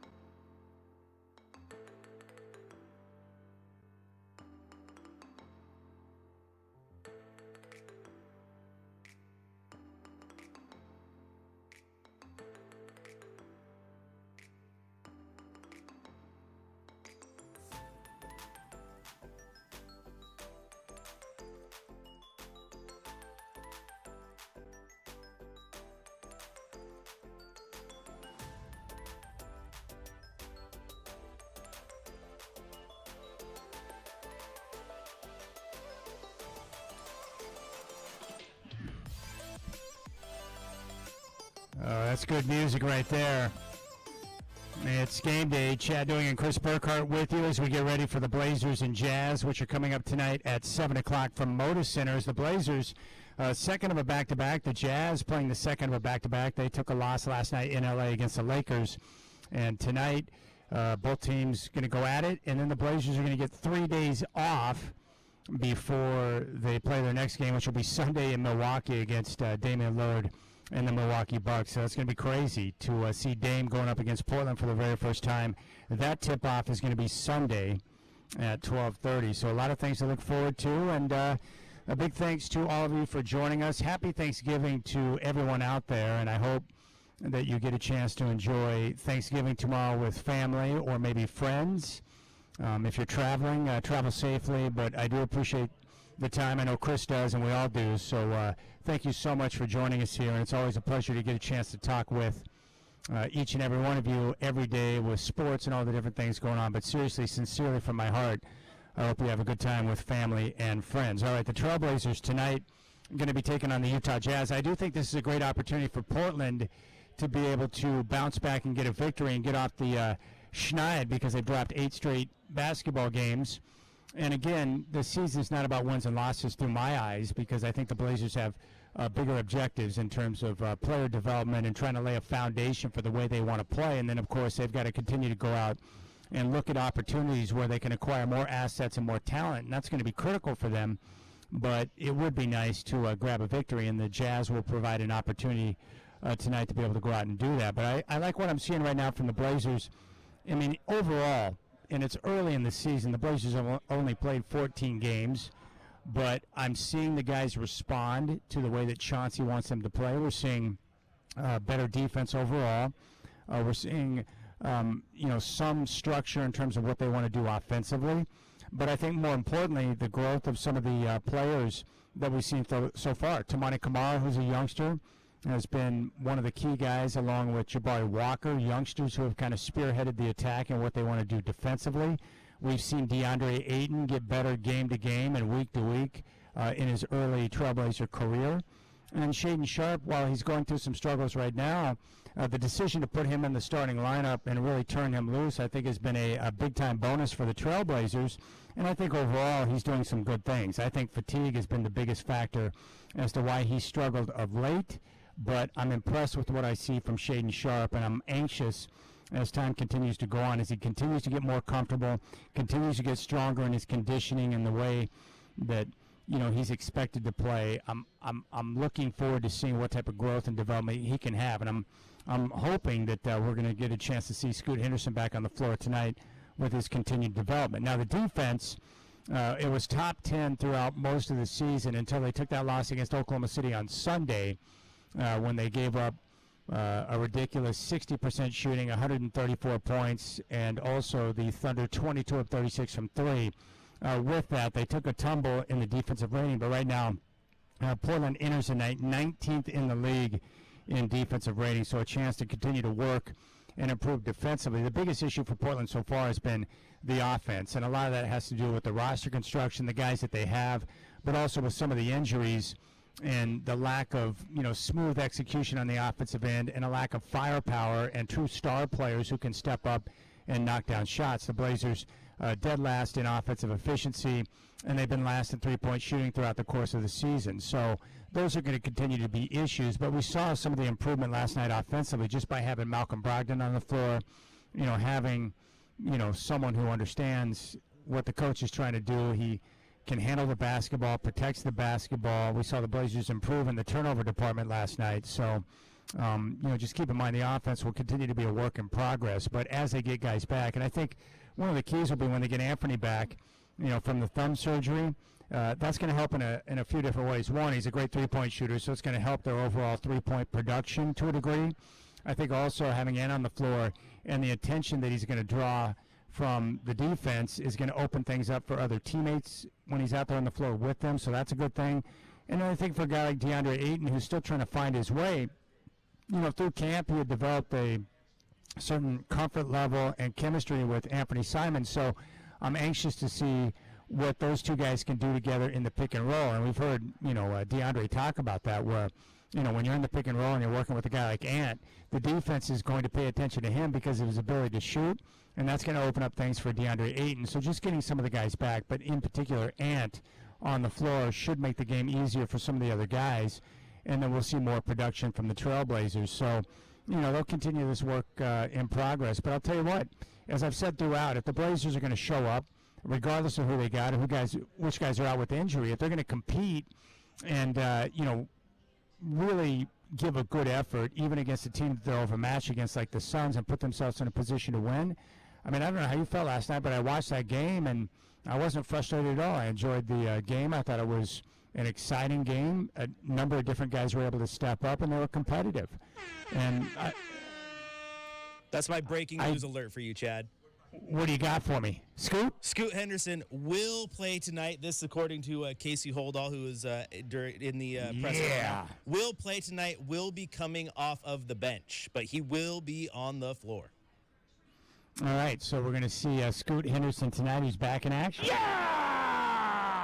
That's good news. I had a feeling because they played it the same way yesterday with Malcolm with the upgrade to questionable, and now we get word that Scoot Henderson will play. So what would you expect then, like 15 to 20 minutes for Scoot tonight? Yeah, that's kind of what I said earlier. Coming off the bench, ease him in. I think 15's probably that sweet spot. Don't make him hurt too much. Yeah. Knock the rust off. But like I said, I don't care if he plays 5 minutes or 10 seconds. Just seeing him on the court, that's good to see.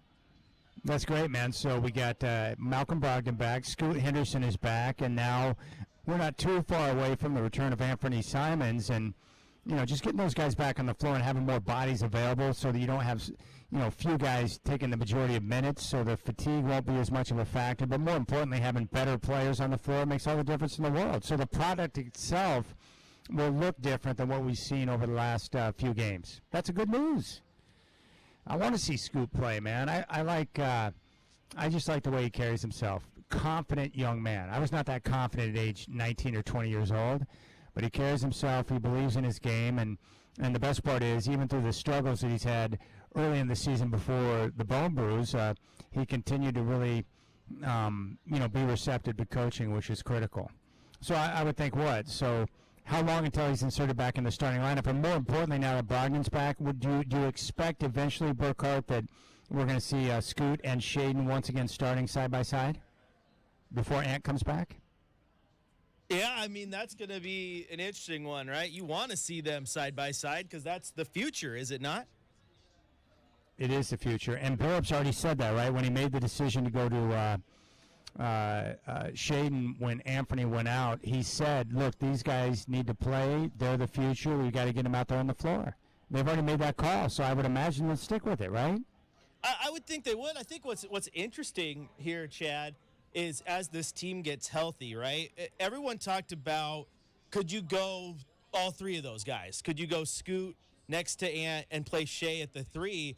But you're also seeing that in the time that you've had these injuries that you might have something special at the 3 with Tamani Kamara, right? So how does that play into how you decide to play these guys, where you want to play them, when you want to play them? And then the fact that, the Wally Pipp, right? It happens because Shea got his moment, and he's been really, really good in that starting 2 role. Have you seen any update on Matisse Thybulle? I have not. Let me go take a look, see if we find anything. I haven't seen it. I've checked. I haven't seen any update in terms of what his status is. But I'm hoping he's not out for an extended period of time. I just know that injury looked awkward when it went down last night. You see that and you're like, oh, my goodness, what's going on there? And you don't want him to go down in pain. But he was holding on to that left hand. It was very strange. All right, so I don't see him listed on the injury report. That's Scoot Henderson. That's interesting. Yeah, he's not on there. Huh. Well, maybe it's not an issue then. Maybe he's available. That's good news because the way he was holding that left hand, I was concerned. But he's not. If he wasn't going to play, he would be listed on the injury report, would he not? He would be at least on the report going into the game. Yes, you would have to. I think it's 45 minutes before tip or something is when they have to announce their lineups and all that. So yeah, it could still change, but we'll see. All right. I'm checking out some of my interactions. We have someone else that agrees that Turkey's 100% overrated. And also Mike chimes in and says, how about Brogdon as a player coach? Start tonight. Put it on the board. Tell Jody. Well, yeah, who was the last player coach I saw? It might have been Mike Dunleavy. I remember he played a couple of games as a player coach with the Milwaukee Bucks. I want to say back in like the late 80s, maybe early 90s. But I think it was the late 80s. But I did see Dunleavy do that. But I haven't seen that in a long time. But I do think that Brogdon is one of those guys where if he decided he wanted to be a player coach, or at least a coach when he's done playing, he could absolutely do it because he's got the smarts to be able to do that. And the problem is with players, they make so much money now, they get done with playing, they're like, I like the idea of being a coach, but then they realize the hours and the time they got to put in, and they're like, I don't want any part of that. I don't need any part of that in my life. It's crazy. All right, we'll keep things rolling here on Game Day. Chris Burkhardt and Chad Doing with you. Tip-off is coming up at 7 with the Jazz in town. You can go to youtube.com and pull up our homepage, Rip City Radio 620, and access our live links so you can check out in studio and take part in the YouTube chat. Chris and I, of course, will be back after the game with the fifth quarter, and Curtis Long will have your Trailblazer pregame show coming up at 6 here on 620 Rip City Radio.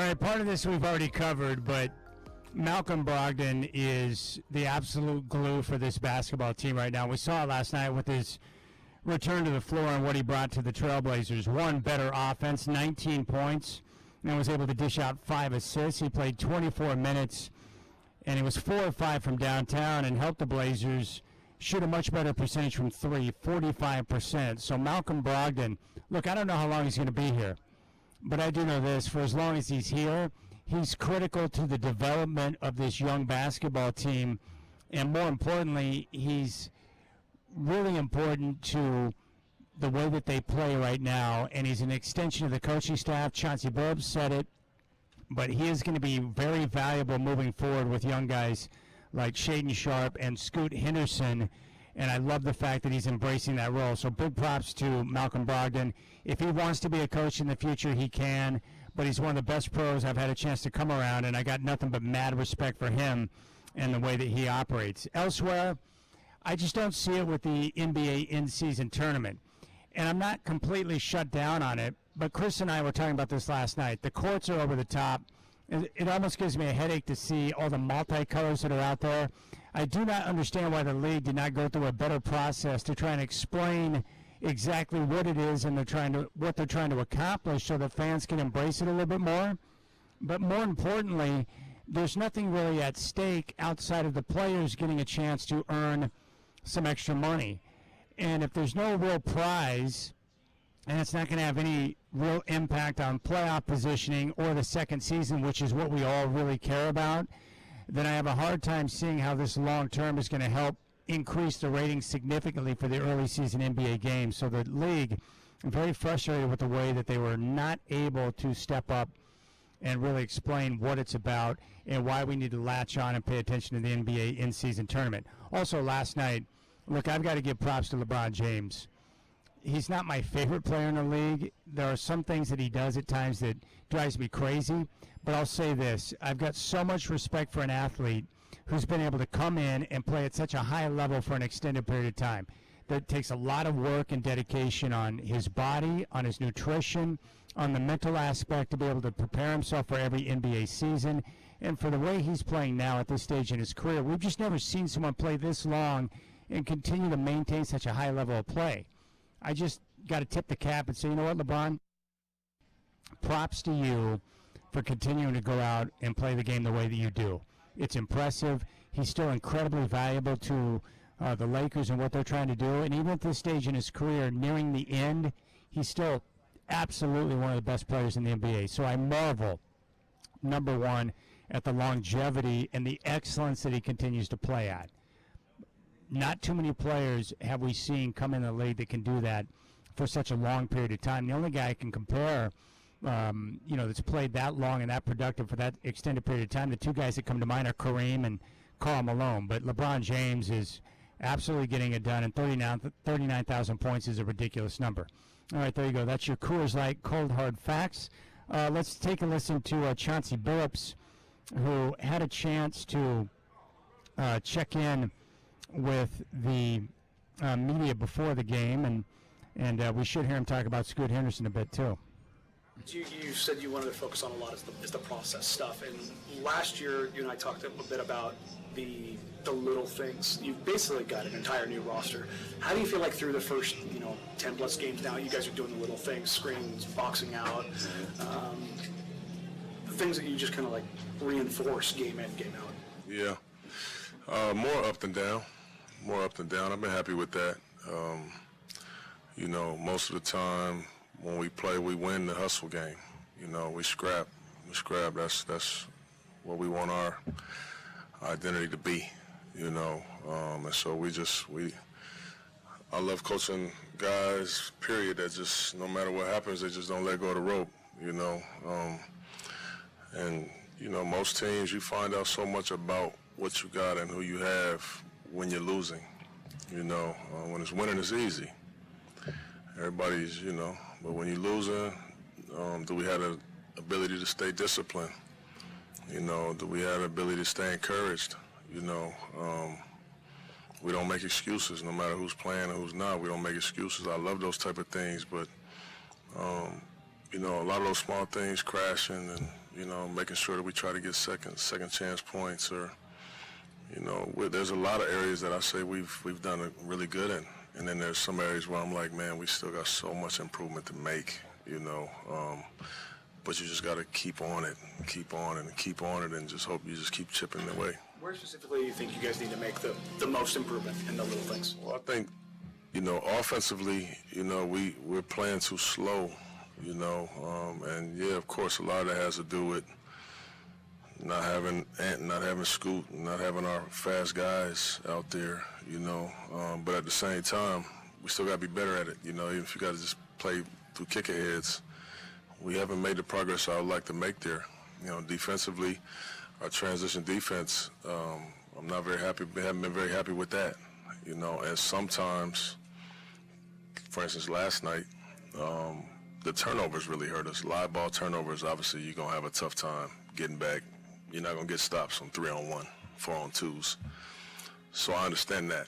I'm realistic about that, but it's the intention, on getting back and turning and talking and, using our hawk, small things like that where I'm like, man, we can get so much better. I think it'll make a big difference for us. Scoot gonna go? Yeah, Scoot's gonna go. Is he gonna start? No. Chauncey, what's the fine line with young players between opportunity and overwhelming?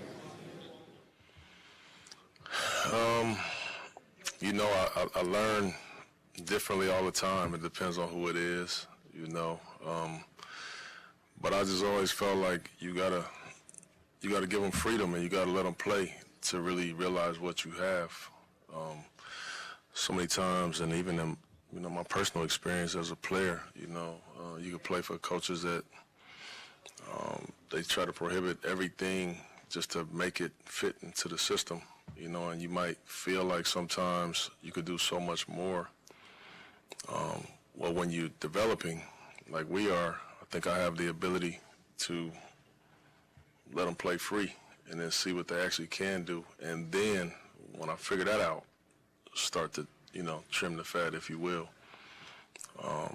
So I'm pretty sure they like it, that way a lot more.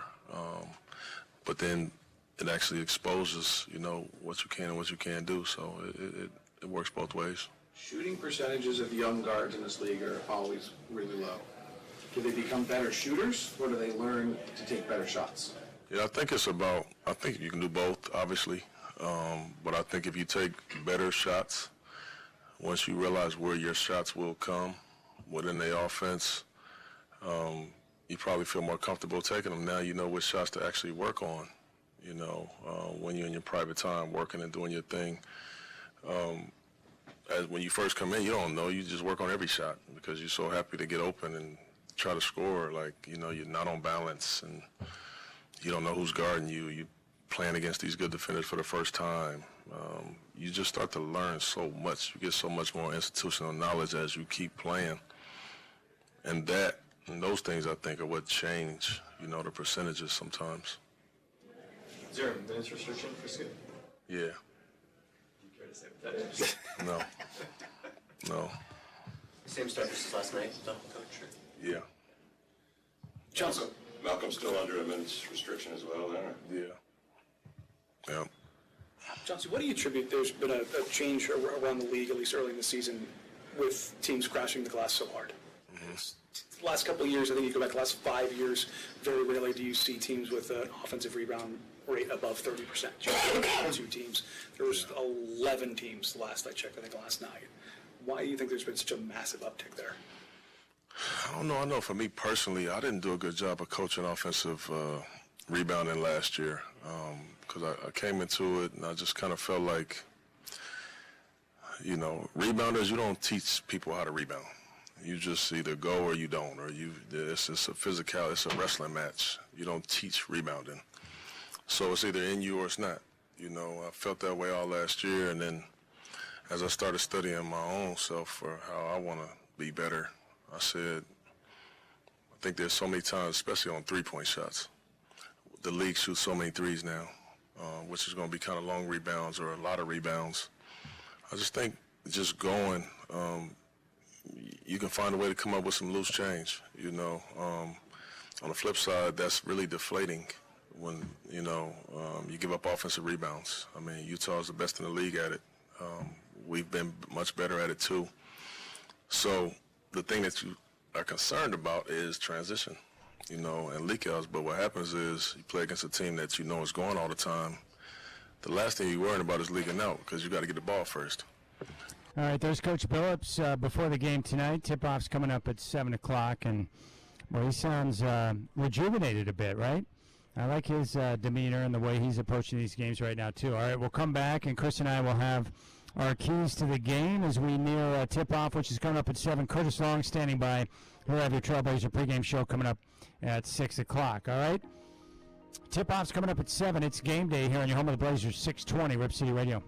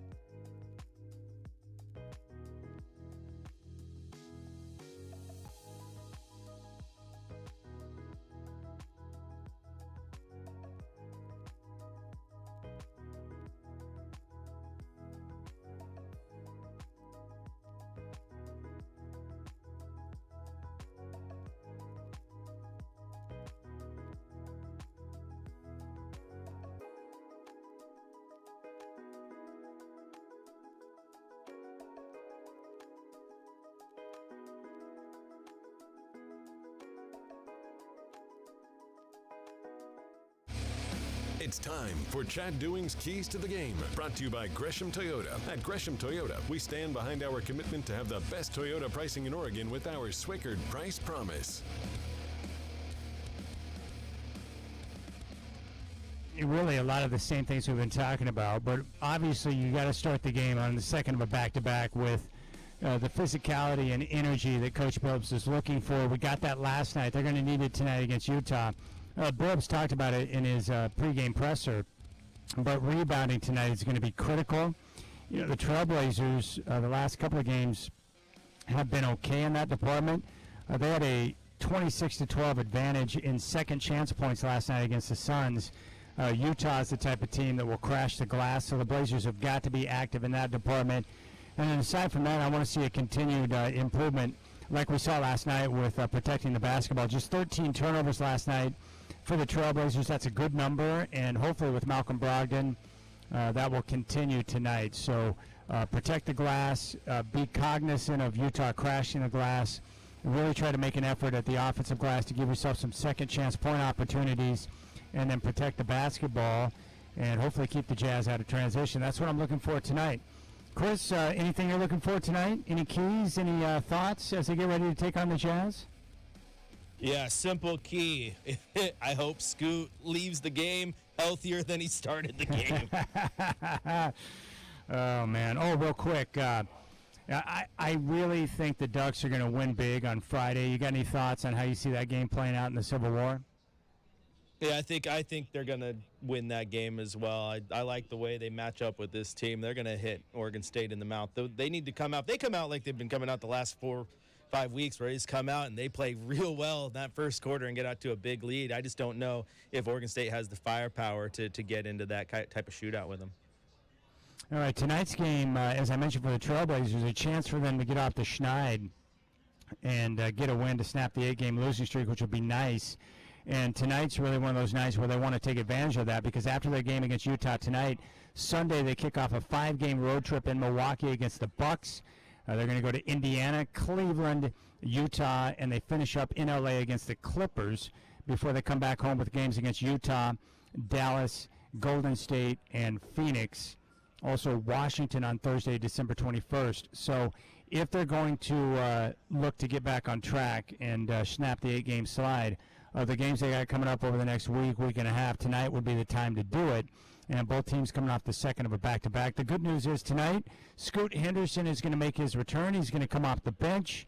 Chris and I would surmise probably 15 to 20 minutes for Scoot Henderson, but a chance to see Scoot back out there on the floor, which is going to be pretty cool. And, you know, Burkhart's right. We've seen guys leave games with injury. They've suffered from injury a lot early so far in the season, so let's hope Scoot enters the game, can play, and no more bone bruises or freak injuries. And I did mention before, we saw Matisse Thybulle leave the game last night with a left hand injury, and he did not return. He looked like he was in some discomfort, but he was not noted on the Blazers injury report tonight, so that could be good news and a good sign for the Trailblazers going into the game tonight. So I'm excited, and I'm excited to see Scoot. And remember, win, lose, or draw, it's about player development, particularly with the youngsters in Scoot Henderson and Shaedon Sharpe. And then after that, you know, paying attention to how the team is playing on both ends, and if they're receiving the message from Coach Billups and the staff in terms of how he wants them to play. And, you know, if you can check some of those boxes and pay attention on the little victories, I think that's going to make the viewing experience for you so much better. But I expect good energy from the Blazers tonight, and hopefully you know, response. They put themselves in a position. They played well against the Suns. They just had too much firepower, but I like the way the Blazers responded tonight, and I'm expecting a good effort tonight as they take on the Utah Jazz. So just keep in mind, our next Blazer broadcast will come up 3 days off after tonight, and then Chris and I will be back at it on Sunday morning as they kick off that 5-game road trip. We'll have game day Sunday morning at 10, and then tip-off will be at 12:30. With Milwaukee and Portland. And both Chris and I are right. I we're on the same page here, where we think that Dame will take a less aggressive role on Sunday, potentially, where he's going to kind of get a feel for the game, look to get his teammates involved. But it will be the return game back in Portland, where I think he will communicate with his teammates and let them know, hey, it's my night. I want to put on a show in front of my home crowd in my building. So that it'll be interesting to see how Dame approaches that game on Sunday, but I think that's going to be a lot of fun. And so that's what I'm looking at. And then tomorrow, we got 3 good football games. Burkhart, I would imagine, are you and your dad going to sit back and watch the 49er Seahawks game tomorrow night, or what? You got to be pumped on that. What, primetime showing for the two teams? Oh, yeah. I'm ready.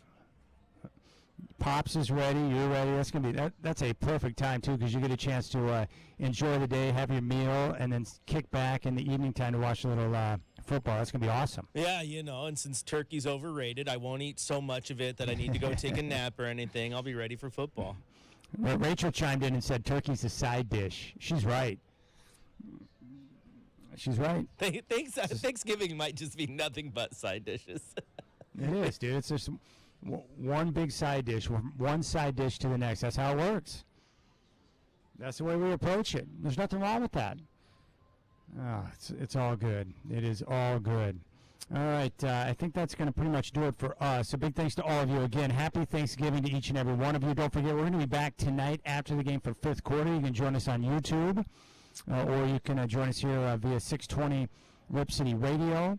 The game's going to tip off at 7 o'clock, and Curtis Long has got the Trailblazer pregame show coming up next. So go to youtube.com. You can pull up our homepage, which is Rip City Radio 620, and you can click and subscribe to the page, and you can take part in our group chat or a YouTube chat and be able to see what's going on inside of the studio with our live stream, which is really cool. So we're excited about that, and you're welcome to join us there. You can also pull us up on the iHeartRadio app, and, of course, via 620 Rip City Radio, which is nice. So a lot of things to look forward to, and we'll see if the Blazers can bounce back and get a victory. But that's what we're looking at tonight with the Utah Jazz. That's going to do it for us. A big thanks to Chris Burkhardt and to all of you. We'll talk to you in the fifth quarter tonight here on your home of the Blazers, 620 Rip City Radio.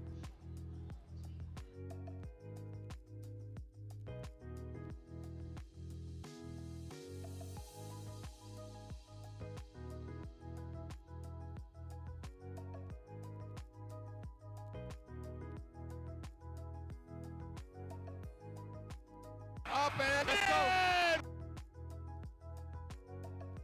Get on up for the downstroke. Oh! Booyah! Jeremy Grant hits the thruple.